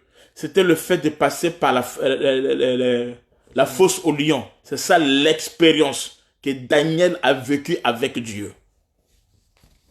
Est-ce que vous comprenez? Et si chaque monsieur demande, c'est quoi votre expérience? Ils vont parler de la fournaise ardente. Et Christ aussi, si pour la même question, il ne parlera pas des pains qu'il a multipliés, il parlera de l'œuvre de la croix qu'il a traversée, qu'il a connue. Amen. C'est dans l'opposition que la gloire de Dieu se manifeste. C'est dans la diversité, c'est dans le combat, c'est dans les épreuves. Amen. Que les leaders sont forgés, que les leaders sont formés, que les leaders sont taillés. Tu dois aimer. Amen. Tu dois aimer cela. C'est pour cela que tu dois aimer la sanctification. Tu dois aimer la purification. Tu dois aimer le combat. Amen. C'est ça le vrai combat. Le vrai combat, c'est pas quand tu chantes les démons, j'ai vu les cafards. Non, c'est pas ça. C'est quand tu combats les désirs de la chair. Quand tu as des opportunités au devant de toi. Mais à cause de Christ, amen, tu préfères passer par le désert pour honorer, amen, celui qui occupe la première place dans ton cœur. Ça, c'est le véritable combat spirituel. Amen. Et quand tu es comme ça, les démons ont peur de toi. Est-ce qu'on a compris? Quand tu es comme ça, les démons ont peur de toi. Je dis bien, les démons ont peur de toi. Amen. Alors, nous allons avancer. Donc, nous comprenons quelque chose. L'image de Christ. Puisqu'il est question de Christ, nous allons révéler Christ dans ce qu'on a mis comme base. Amen. Lorsqu'on parle de poissons ici, lors de la création, nous trouvons les poissons, nous trouvons l'hippopotame que nous allons voir ici un autre jour, nous trouvons le crocodile. Donc les poissons ici, amen, sont d'abord avant tout l'image de Christ. Aïe, aïe, aïe, aïe, aïe, aïe, amen. Les poissons ici, en premier lieu, c'est l'image d'abord de Christ, qui est comme les prémices de ceux qui sont morts. C'est pour cela l'église primitive, comment ils appelaient ça, le signe là? Lectus, hein? Bon, ok, comme le frère a dit. Amen. Les premiers chrétiens, vu qu'ils se cachaient à chaque instant, pour se reconnaître entre eux, amen, non? ils portaient un signe de poisson. Les premiers chrétiens de l'église primitive, avec la persécution, pour se rendre entre eux, ils avaient comme signe le poisson. Amen. Qui symbolise Christ.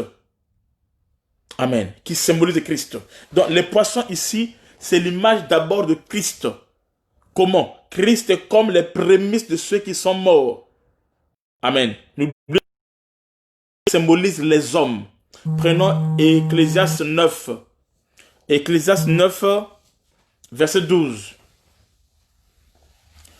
Ecclésiaste 9, verset 12.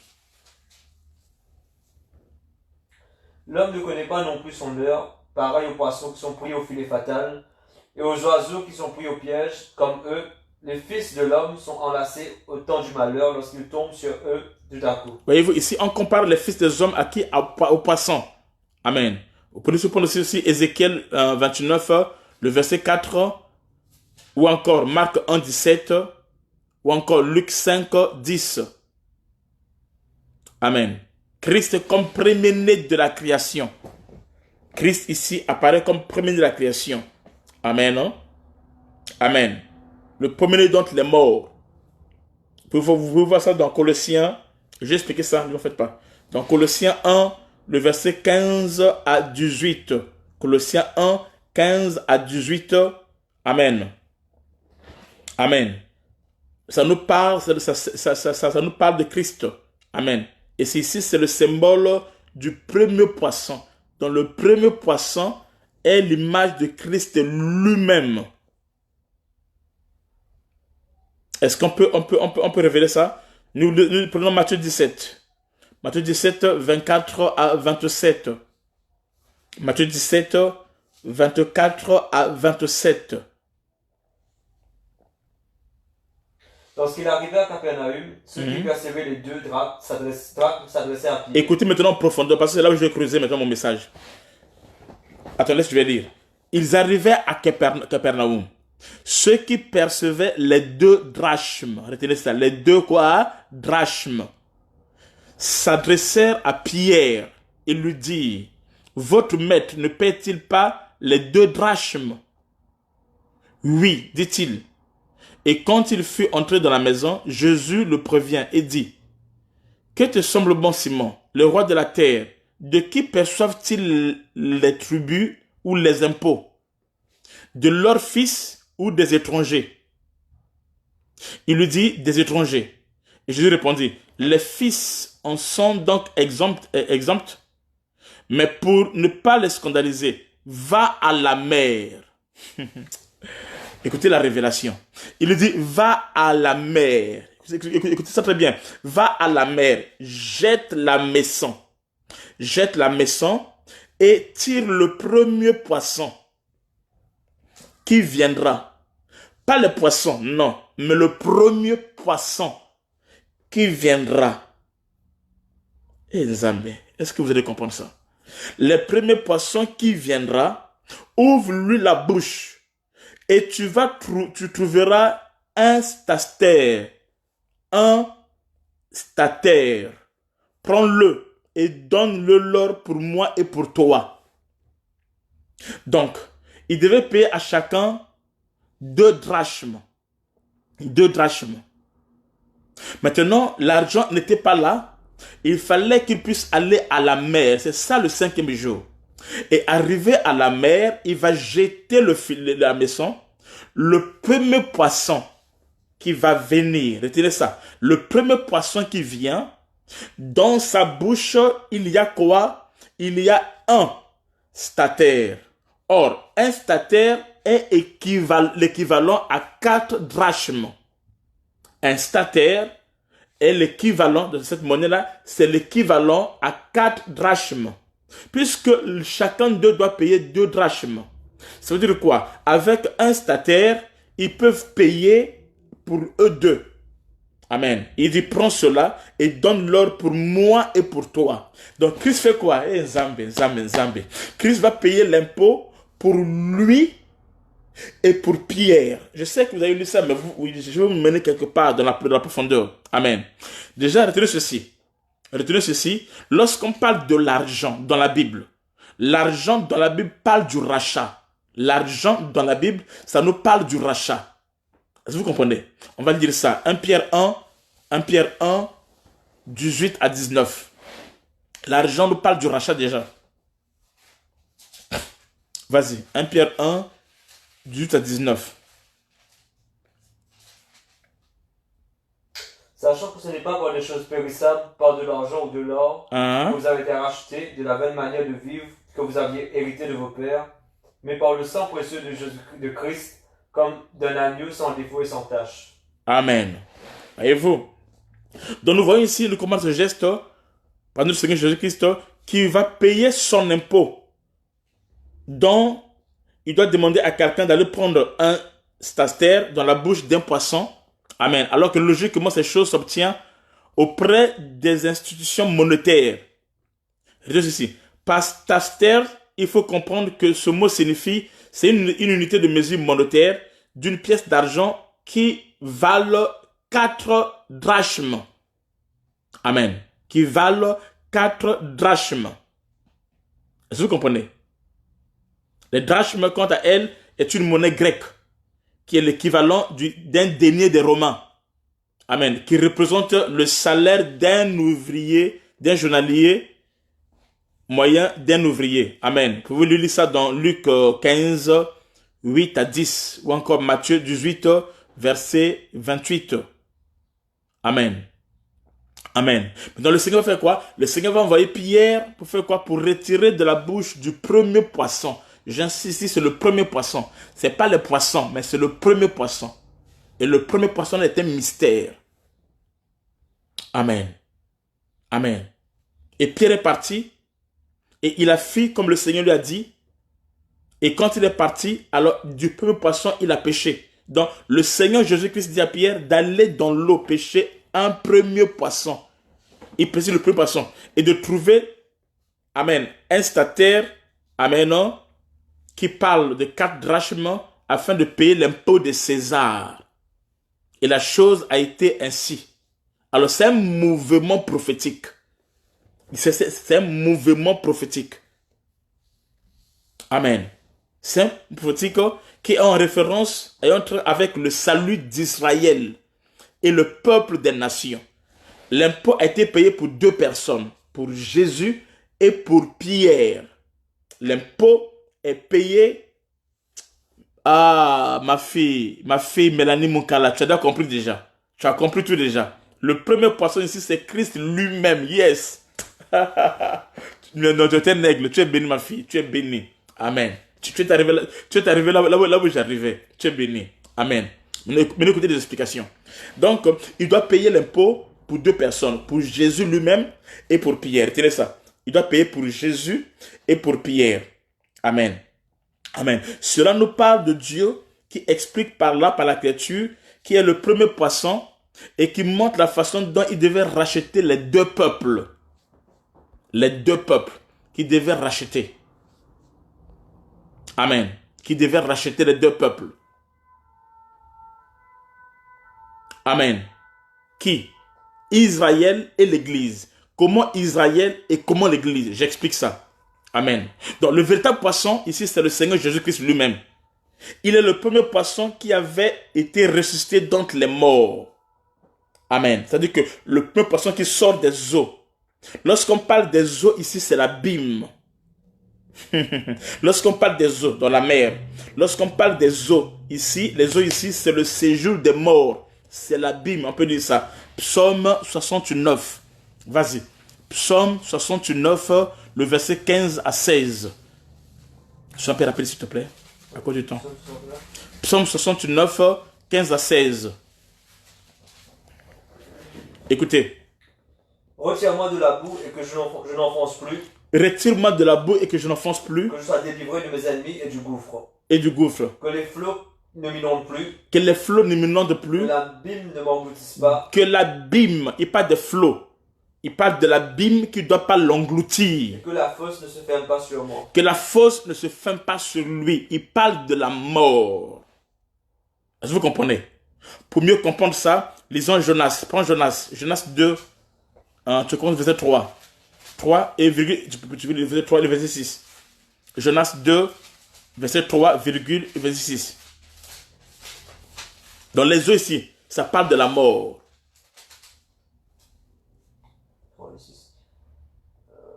Jonas 2, 3, vas-y. Il dit, dans ma détresse, j'ai invoqué l'Éternel. Dans ma détresse, j'ai invoqué l'Éternel. Et il m'a exaucé. Il m'a exaucé. Du sein du séjour des morts, j'ai crié. Voyez-vous, du sein de séjour des morts, j'ai crié. Et tu as entendu ma voix. Et tu as entendu ma voix. Les eaux m'ont couvert jusqu'à m'ôter Les eaux m'ont couvert jusqu'à m'ôter la vie. L'abîme m'a enveloppé. L'abîme m'a enveloppé. Les roseaux ont entouré ma tête. Les roseaux ont entouré ma tête. Je suis descendu jusqu'aux racines des montagnes.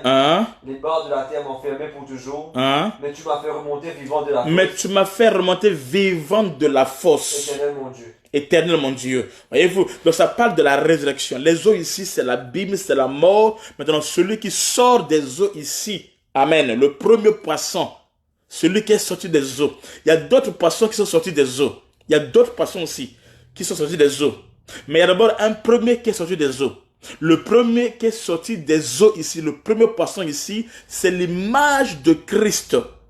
Parce que quand Christ est mort, il n'est pas mort seul. Quand Christ est mort, il est mort avec nous. Quand Christ est ressuscité aussi, il est ressuscité avec nous. Mais avant que nous soyons ressuscités, amen, c'est d'abord lui, la tête, qui est sortie. C'est ça le premier poisson qui sort des eaux. Amen. C'est ça le premier poisson qui sort des eaux. Et dans ce premier poisson qui sort des eaux, alors il y a, amen, de l'argent qui est équivalent à quoi? À 4 drachmes. Est-ce qu'on a compris ça? Amen. Donc ici, le premier poisson qui sort des eaux ici, ça nous parle des prémices. Christ, qui est le premier poisson qui va être ressuscité d'entre les morts. Parce que les eaux ici, c'est le séjour des morts, c'est l'abîme et qu'on sort. Pour que nous soyons rachetés de la main de l'ennemi, qui est ici symbolisé par César, pour que nous soyons rachetés de César, donc l'ennemi, celui qui domine le monde. Pour que nous soyons rachetés de César, il a fallu que le premier poisson sorte, c'est-à-dire qu'il soit ressuscité, qu'il puisse mourir et qu'il soit ressuscité d'entre les morts. Il est le premier à sortir d'entre les morts. Et quand il sort d'entre les morts, il vient avec le prix. Attention, je ne dis pas ici que nous avons été rachetés par l'argent. Je ne dis pas ça, je ne dis pas ça. Amen. Mais cela est symbolique. Amen. Amen. Amen. Et c'est par sa résurrection que nous avons été rachetés, amen, de la main de l'ennemi qui ici est représenté par César. Donc le Seigneur, pour expliquer à ses disciples qu'il ferait d'eux des prédicateurs de l'évangile, il utilise un langage symbolique. Amen. Amen. Les eaux, c'est le peuple. Les eaux, c'est la mort. Et de la mort, il y a un premier poisson. Non, je dis à quelqu'un, si moi, le poisson, qui est derrière Jésus-Christ, je suis ressuscité, c'est parce que Christ, lui, le premier poisson, il a insisté. Il dit, le rachat des deux peuples-là, est dans le premier poisson. Dans le premier poisson, il y a l'argent à payer, son impôt à lui, Christ, et l'impôt de Pierre. Pierre, ici, symbolise Israël. Pierre symbolise Israël. Et Christ, ici, il symbolise qui? Christ symbolise l'épouse, c'est-à-dire, Christ, en venant dans le monde, en partant à la croix, il avait apporté, il a porté les péchés de l'épouse. Il a porté la malédiction de l'épouse, de l'église. Amen. Donc, lorsqu'il paye l'impôt pour lui-même, ce n'est pas pour lui qu'il paye, mais parce qu'il s'est identifié à l'épouse. Il a porté l'image de l'épouse. Il est devenu pécheur à cause de l'épouse. Amen. Donc, en payant pour lui, au fait, il paye pour l'épouse. Et en payant pour Pierre, il paye pour Israël. Donc, il paye pour les deux peuples. Qui dit avec moi Amen. Est-ce que vous comprenez? Il ne s'agit pas de n'importe quel poisson. Non. Ici, il est question du premier poisson. Amen. Le premier poisson, c'est un autre nom de Jésus. Notre premier poisson. Amen. Si aujourd'hui, nous sommes sortis des eaux, c'est parce que notre premier poisson, qui est Christ, le premier poisson, il insiste, le premier qui viendra là. C'est-à-dire qu'après, il y aura d'autres poissons. Mais d'autres, c'est pas grave. Mais c'est le premier là, la tête, le chef de file là, le chef de file. Comment on dit ça? C'est ça, non? Le chef de file. Amen, non? Qui est la tête. Pardon? Le premier de cordée. Hein, qui est la tête là, le premier là, c'est lui Jésus-Christ. C'est dans sa bouche où il y a la rédemption. Or, la bouche du poisson, c'est la parole de Dieu. Mon roi. Amen. La bouche du poisson, c'est la parole de Dieu. La bouche du poisson, c'est l'enseignement. La bouche du poisson, c'est dans sa bouche où il y a la libération. C'est dans sa bouche où il y a la gloire. Le premier poisson qui sortira de l'eau. Alléluia. Amen. Amen. Il est le premier d'entre les morts, Jésus. Amen. Amen. Il est le premier-né d'entre les morts, Jésus. Il est celui qui a vaincu l'abîme. Amen. Alléluia. C'est comme ça, Nzambe. Amen. Que Dieu va dire à Pharaon, laisse aller mon peuple, parce que Israël est mon premier-né. Si tu ne laisses pas aller mon peuple, mon premier fils, je tuerai ton premier-né. Amen. Jésus est le premier-né. Et sa bouche, là où la rédemption sort, c'est la parole de Dieu. Amen. Amen. Ce poisson a une bouche. Et dans sa bouche, il y a la vie. Dans ce poisson, il y a une bouche. Quand tu vas chez le poisson, cherche sa bouche. C'est dans sa bouche, dans ce qui sort de sa bouche là, c'est là où il y a la rédemption. Ce qui va nous racheter sort de sa bouche. Alléluia. De la parole. Au commencement était la parole. La parole était avec Dieu. En elle, il y avait la vie. Et la vie était la lumière des hommes. Notre délivrance est liée à la parole de Dieu. La parole qui sort de la bouche du premier poisson. De celui qui est ressuscité. Alléluia. Amen. Alléluia. Amen. Le premier poisson qui sort de l'eau, c'est le premier-né d'entre les morts. Les yeux, c'est l'abîme. Il est l'image de notre Seigneur Jésus-Christ. Amen. Donc, je vais appeler encore d'autres témoins.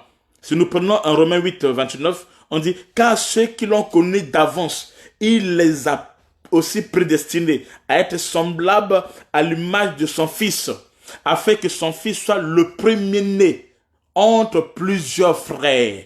Il est le premier-né. Il est le premier poisson qui sort des eaux. Le premier poisson qui a mené à la résurrection. Il est le premier-né. Notre image, Jésus-Christ. Non, tu n'as pas compris. Je prends encore un Colossiens 1,15. La Bible déclare, il est l'image du Dieu invisible, le premier-né de toute la création. Amen. Non, tu n'as pas encore compris. Je prends encore Colossiens 1,18. Amen. Il dit, il est la tête du corps de l'église. C'est lui la tête, le chef de file, c'est lui. Il est le commencement, c'est-à-dire le premier-né d'entre les morts, afin d'être en tout le premier. Amen. Amen. Amen. Non, tu n'as pas encore compris. Je prends encore un autre témoin. J'appelle Apocalypse. Apocalypse 1, verset 5. Il dit ceci. Et de la part de Jésus-Christ, le témoin fidèle, le premier-né des morts, et le prince des rois de la terre, à celui qui nous aime, qui nous a délivrés de nos péchés par son sang. Amen. Donc nous voyons qu'il s'agit bien de ce premier poisson qui sort du séjour des morts, qui sort des eaux, qui sort de l'abîme, le premier-né d'entre les poissons. Amen. Et dans la bouche duquel on trouve le stastère à 2 drachmes. Amen. Amen. Est-ce que nous comprenons? Amen. Il est. Je vois quelque chose. Si nous lisons dans Genèse 7, 17 à 18, la Bible dit, Amen. Genèse 7. Le déluge fut 40 jours sur la terre, les eaux crurent et soulevèrent l'arche, et elle s'éleva au-dessus de la terre. Les eaux grossirent et s'accroirent beaucoup sur la terre, et l'arche flotta sur la surface des eaux. L'arche et ses habitants doivent survivre aux eaux. L'arche est l'image du Christ qui sauve les siens. L'arche qui est soulevée par les eaux ici, c'est aussi l'image de la résurrection. Amen. Car nous avons démontré, amen, non, que les eaux sont l'image du monde. Amen. Amen, non. C'est aussi l'image aussi des séjours des morts. Mais l'arche qui sort des eaux ici, amen, non, c'est l'image de Christ qui est ressuscité. L'arche de Noé est l'image de Christ qui est ressuscité. C'est-à-dire que les eaux, c'est l'abîme, c'est les eaux de la mort, mais il y a l'arche qui est sauvée, qui sort. Amen. Maintenant, dans l'arche, à l'intérieur, il y a les habitants. L'arche, c'est Christ. L'arche, c'est le poisson, le premier poisson qui est sauvé, qui sort, qui n'est pas englouti par les eaux. L'arche, c'est tout un poisson. Amen. Tout un poisson. Les eaux peuvent grossir, les eaux peuvent grandir comme ça, mais le premier poisson, il sort à la tête. Le premier poisson, si le premier poisson est sorti, c'est que moi je vais sortir. Je dis à quelqu'un, si le premier poisson est sorti des eaux de l'abîme, c'est que moi aussi, qui est derrière la ligne, je vais sortir aussi. Amen. Je déclare ta délivrance, quelle que soit la dimension que l'ennemi a pris ta vie, la dimension que l'ennemi a commencé à combattre ta vie, je déclare que tu sortiras. Cette maladie ne te tuera pas. Cette malédiction ne restera pas à vie. Cet esprit de pauvreté est condamné. Si Christ a vaincu la mort, c'est que toi aussi tu vas vaincre la mort, tu vas vaincre aussi la malédiction, tu vas vaincre la possession, tu vas vaincre toute la pauvreté, toute cette maladie, tu vas vaincre cela au nom de Jésus-Christ, tel qu'il est, tel que je suis, tel qu'il accomplit. Amen. La Bible déclare, nous sommes morts avec Christ, nous sommes aussi ressuscités avec Christ. Ça ne dépend pas de moi, ça dépend de sa résurrection à lui. Le fait qu'il est ressuscité, lui, le premier poisson.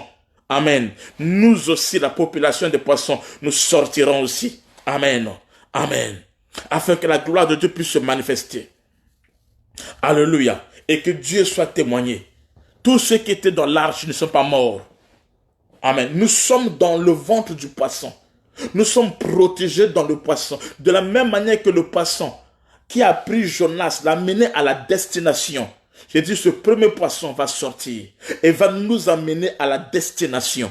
Celui qui dit Amen, que tu sois connecté, que tu vives la gloire de Dieu, que tu deviens un signe et un témoignage, parce que Dieu est avec toi, que tu vives la révélation de la parole de Dieu, que tu deviens un signe de Dieu au nom de Jésus-Christ de Nazareth. Amen. Paul inspiré, il dit dans Ephésiens 2:6, il dit, il nous a ressuscités ensemble et nous a fait asseoir ensemble dans les lieux célestes en Jésus-Christ. Donc nous sommes ressuscités avec lui et nous avons pris notre envol. Si Christ te ressuscite, c'est pas que tu es dans les eaux, non, c'est afin de te faire asseoir avec lui. C'est afin de régner avec lui. Si nous sommes ressuscités, nous, amen. Amen. Parce qu'on est connecté au premier poisson qui sort de l'eau. Amen. Donc dans la bouche, dans la parole, il y a l'argent. Amen. C'est-à-dire le prix de la rédemption, le prix de la délivrance. Alors nous sommes destinés à palper la gloire de Dieu. Le premier poisson. Ici. Amen. Ça parle de Christ. C'est un autre nom de Christ. Amen. Et quand nous sortons de la rédemption, amen, on fait quoi? Nous montons avec lui. On s'assoit. Je dis à quelqu'un, si tu es ressuscité, c'est que tu peux t'asseoir. Amen. Tu peux t'asseoir pour régner. Le règne de Dieu appartient à ceux qui sont ressuscités. Le règne de Dieu n'appartient pas à ceux qui sont morts. Il faut, amen, que nous soyons ressuscités. C'est pour cela que tu dois être baptisé. Être baptisé selon la parole de Dieu. Pas être baptisé sur les coutumes religieuses, non, mais sur la parole de Dieu. Si tu es baptisé sur la parole de Dieu, alors tu sors des eaux. Celui qui sort des eaux, c'est celui qui est mort avec Christ et qui est ressuscité avec Christ. Aussi par le baptême. Amen. Amen. Amen. Donc l'arche de Noé était un poisson qui à l'intérieur, amen, avec quoi? Il y avait des habitants. Alléluia. Et Dieu s'est glorifié. Cette arche est un poisson qui parle de Christ, qui apporte la vie, qui apporte la résurrection à ceux qui sont en Christ, à ceux qui sont dans l'arche. Amen. Ce sont ceux-là qui seront sauvés de la colère à venir, qui sera sauvé de la colère de César. Il est allé dire, va, jette la maison. Le premier poisson qui viendra, qui est Christ lui-même. Voyez-vous, tu vas dire, c'est pas Christ, parce que Christ est resté là-bas. Non, c'est Christ aussi. C'est ça le mystère de la divinité. Cathy Andréo, est-ce que tu comprends ça? Celui qui a envoyé celui qui a envoyé et celui qui sort des eaux, c'est la même personne. Christ, celui qui a envoyé et celui qui sort, c'est la même personne. Qui a envoyé? Jésus. Jésus a envoyé qui? Jésus a envoyé Jésus. Qui a envoyé? C'est Jésus. Et qui sort des eaux, qui est allé mourir comme ça, c'est Jésus. Ça, c'est le mystère de la divinité. Comment s'appelle le nom de ce poisson-là? C'est pas poisson, non. Ça s'appelle Jésus. C'est lui le premier-né, celui qui sort le premier poisson, le premier d'entre les morts, la tête. Amen. Est-ce que vous comprenez? Ça, c'est le mystère de la divinité. Alléluia. Le poisson, c'est un attribut de Christ. Amen. Alléluia. Jésus est le véritable poisson qui vient de séjour des morts, qui vient de la profondeur des eaux et qui dit dans Marc, amen, il dit, il vit qu'ils avaient beaucoup de peine à ramer. Aïe, aïe, aïe. Ils avaient beaucoup de peine à ramer. Pourquoi? Car le vent leur était contraire et à la 4e veille de la nuit environ, il alla vers eux marchant sur la mer. Pourquoi? Parce qu'il était le premier poisson et il voulait les déplacer. Amen. Quand ils virent marcher sur la mer, ils crurent que c'était un fantôme et ils poussaient des cris. C'est un fantôme. Le Seigneur qui marche sur les eaux, amen, ici, c'est l'ombre. Lorsque la Bible dit, l'Esprit de Dieu mouvait sur les eaux. L'Esprit de Dieu contrôlait les eaux. Amen. Amen. Les fantômes viennent du séjour des morts. C'est pour dire que les eaux ici, c'est la mort. Et les fantômes viennent du séjour des morts. Il est ressuscité, le Seigneur Jésus-Christ. Amen. Ce geste, amen, non? Amen. Amen. Ça nous parle de sa résurrection de Christ, qui est le poisson qu'on doit pêcher. Amen. Est-ce qu'on a compris cela? Comme Jonas fit 3 jours, il fit 3 jours dans le ventre d'un grand poisson, de même aussi le Fils de l'homme fera 3 jours et 3 nuits au sein de la terre, c'est-à-dire dans le séjour des morts, dans les abîmes. Et quand il sort de là, c'est grave. C'est la gloire de Dieu. Amen. Amen. Alors, dans la bouche du poisson, il y avait le statère. Le statère qui est une pièce d'argent équivalent à 4 drachmes ou un sicle. La drachme est une monnaie grecque qui est l'équivalent d'un seul denier romain qui représente le salaire journalier moyen d'un ouvrier. C'est écrit dans Luc 15, verset 8. Vas-y, Yogesh. 15, 8. Ah, j'ai demandé déjà. Il faut que je clôture. C'est bon, 10 minutes que je clôture. Vas-y. Ou quelle femme, si elle a 10 drachmes et qu'elle en perd une, n'allume une lampe, ne balaye la maison et ne cherche avec soin jusqu'à ce qu'elle la retrouve. 15, 8. Amen. Bon, vous lisez encore Acte 19, 19 ou Matthieu 18, 28 pour mieux comprendre encore l'équivalence de ce monnaie-là. Amen. Amen. Donc le Seigneur, par le biais de son disciple Pierre, il a retiré de la bouche du premier poisson cette pièce de monnaie, 2 drachmes, afin de payer ce qu'il doit à l'État, donc à César. Et le Seigneur Jésus-Christ dit à l'apôtre Pierre d'aller dans l'eau et pêcher le premier poisson, pas le poisson, mais le premier, un premier poisson, et de trouver un statère, c'est-à-dire, et de soustraire 2 drachmes, parce qu'un statère est équivalent à quoi? À 4 drachmes. Amen. Afin de payer l'impôt de César. Donc, ce mouvement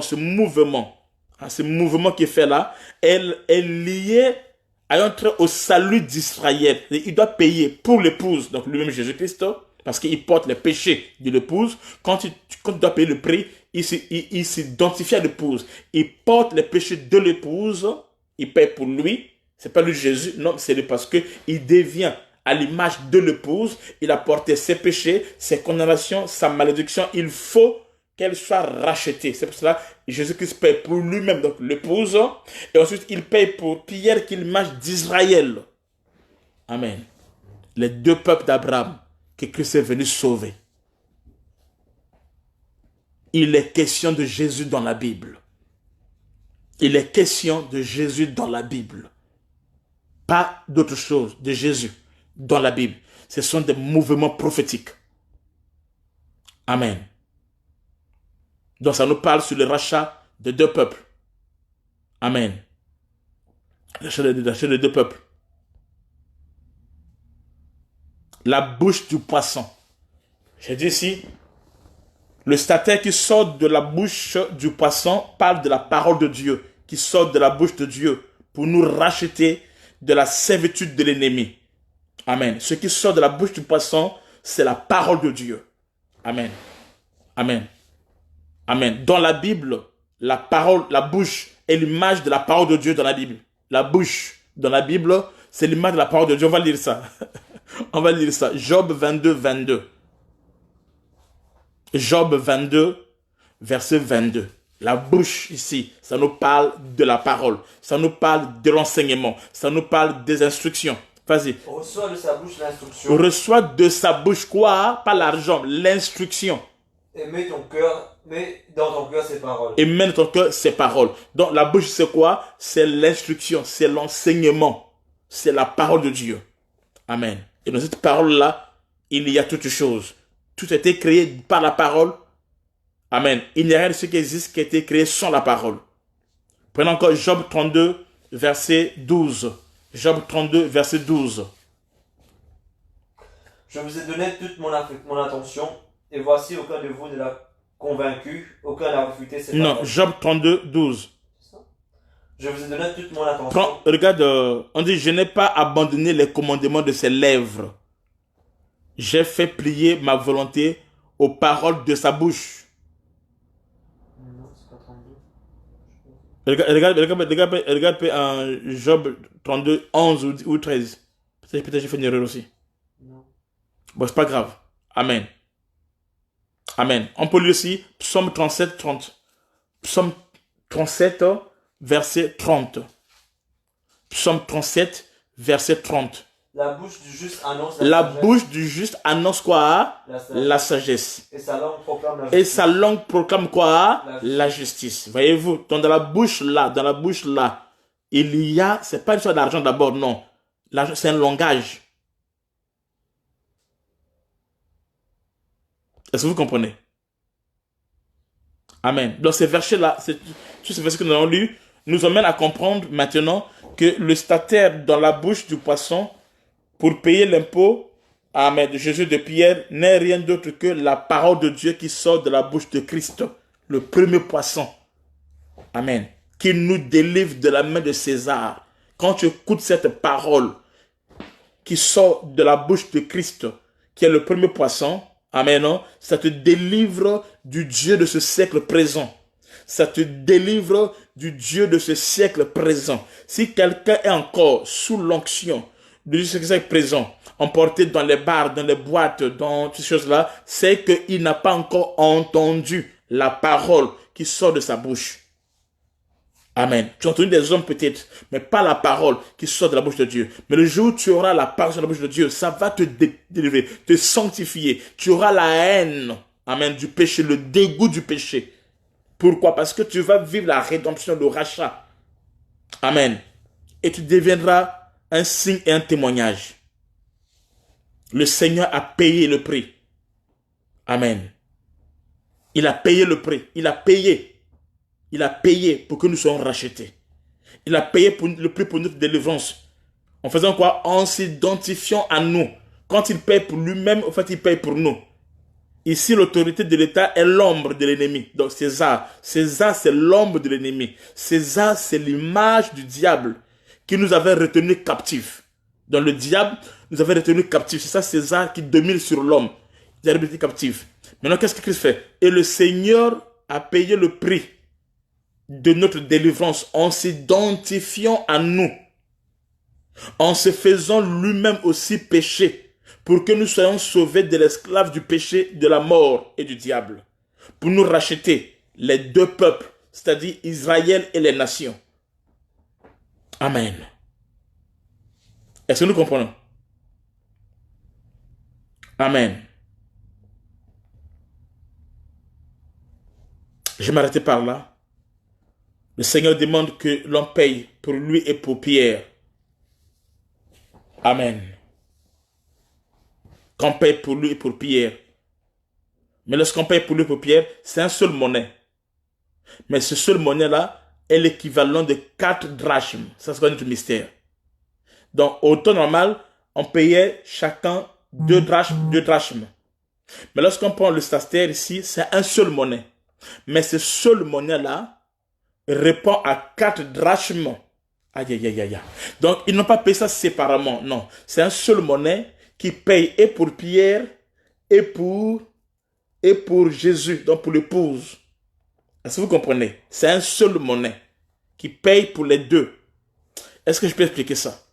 Amen. Le fait que le Seigneur a payé notre délivrance, tout comme ça, amen, non? Il paye ça d'un seul monnaie pour racheter les deux peuples. Amen. D'un seul drachme qui est l'équivalent de 4 drachmes qui signifie qu'il ne s'agit d'une seule parole. C'est une seule parole, mais qui rachète deux peuples. Il n'y a pas deux paroles. C'est une seule parole que Christ a prononcée, mais cette parole-là rachète les deux peuples. En effet, le Seigneur demande que l'on paye pour lui et pour Pierre. C'est-à-dire le même arbre, mais portant deux peuples. C'est un même arbre, il n'y a qu'un seul arbre. Une seule monnaie, mais qui porte deux peuples. Ça y est dans Romains 6. Amen. Romains 6, verset 5. On dit, en effet, nous sommes devenus une même plante avec lui par la conformité à sa mort. Nous le serons aussi par la conformité à sa résurrection. 1. Maintenant, quand nous parlons dans Romains 11, 16, c'est trop long, on nous parle d'un seul arbre où il y a Israël et après il y a nous l'église qui sommes greffés. Mais c'est un seul arbre, donc c'est une même parole. C'est une même parole, mais qui sauve deux peuples, qui sauve Israël et qui sauve les nations. On appelle ça l'olivier. Amen. Amen. Donc, les deux drachmes, nous voyons le rachat de deux peuples. Amen. C'est pour cela, vous savez dans la Bible, que David, quand David a fait la dot, Zambé, écoutez ce mystère, quand David a fait la dot, on va lire ça rapidement, 1 Samuel 18, 25 à 27. Quand David a fait la dot,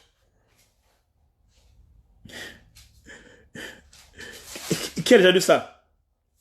Quand David a fait la dot, il y a un mystère qui s'est passé pendant la dot de David. Vas-y. 1 Samuel 18, 25 à 27. Saül dit, vous parlerez ainsi à David, le roi ne demande point de dot, mais le désir sans prépuce de Philistins pour être vengé de ses ennemis. Saül avait le dessein. Il demande quoi? Sans prépuce des Philistins pour être vengé de ses ennemis. Ok. Saül avait le dessein de faire tomber David entre les mains des Philistins. Les serviteurs de Saül rapportèrent ces paroles à David, et David agréa ce qui lui était demandé pour qu'il devînt gendre du roi. Avant le terme fixé, David se leva, partit avec ses gens et tua 200 hommes parmi les Philistins. On lui demande combien, la dot combien? 100. Lui donne combien? 200. Il apporta leurs prépuces et en livra au roi le nombre complet afin de c'est bon. Écoutez, la dot de David, on lui demande combien? 100 prépuces comme dot. Lui ramène combien? Il ramène 200. Et Zambé. C'est-à-dire quoi? Il a donné la dot au carré. Est-ce que vous comprenez? Donc, dans la dot de David, amen, il donna le double de la dot. Donc, il donna, au lieu de 100, qu'on lui a demandé, il donna 200 prépuces des Philistins comme dot, au lieu de 100 qu'on lui avait donné. Il donna 200. Pourquoi? Parce que cela nous parle. Il y avait deux épouses. Il y avait deux peuples que le roi devait racheter. Il y avait Israël et il y avait les nations. C'est pour cela, dans un seul drachme, staster, il y a deux dots. Il y a deux dimensions. Mais dans un seul, il y en a deux. Amen. Ce que David fait, c'était que l'ombre des choses à venir, que Christ devait accomplir. Est-ce que nous comprenons? Amen. Amen. Il y a un peuple, le peuple du matin qui est Israël, et le peuple du soir qui est l'église des nations. Amen, non? Amen. Ok, je vais m'arrêter par là. Je pense qu'on a compris quelque chose. Demain, on va continuer. Amen. Et Dieu va nous bénir. Que la grâce soit sur nous. On se voit demain. Et que Dieu nous bénisse. Tout à l'heure, on se connecte dans 30 minutes. Là, on va se connecter. Dans 40 minutes, on va se connecter pour le scanner. Ok? N'oubliez pas que nous avons notre culte ce dimanche. À Lille et à Paris, on a nos cultes comme tout habituel. Et c'est un dimanche de Pentecôte.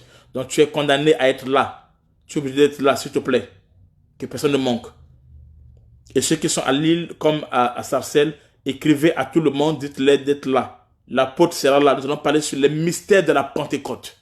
Les mystères de la Pentecôte. Et Dieu va nous bénir. Que Dieu nous bénisse. Shalom, shalom. On se revoit dans quelques minutes à 21h00. Donc, on se revoit dans 40 minutes. Amen. Soyez bénis beaucoup, maman Maryse. Merci beaucoup. Soyez bénis. À tout à l'heure.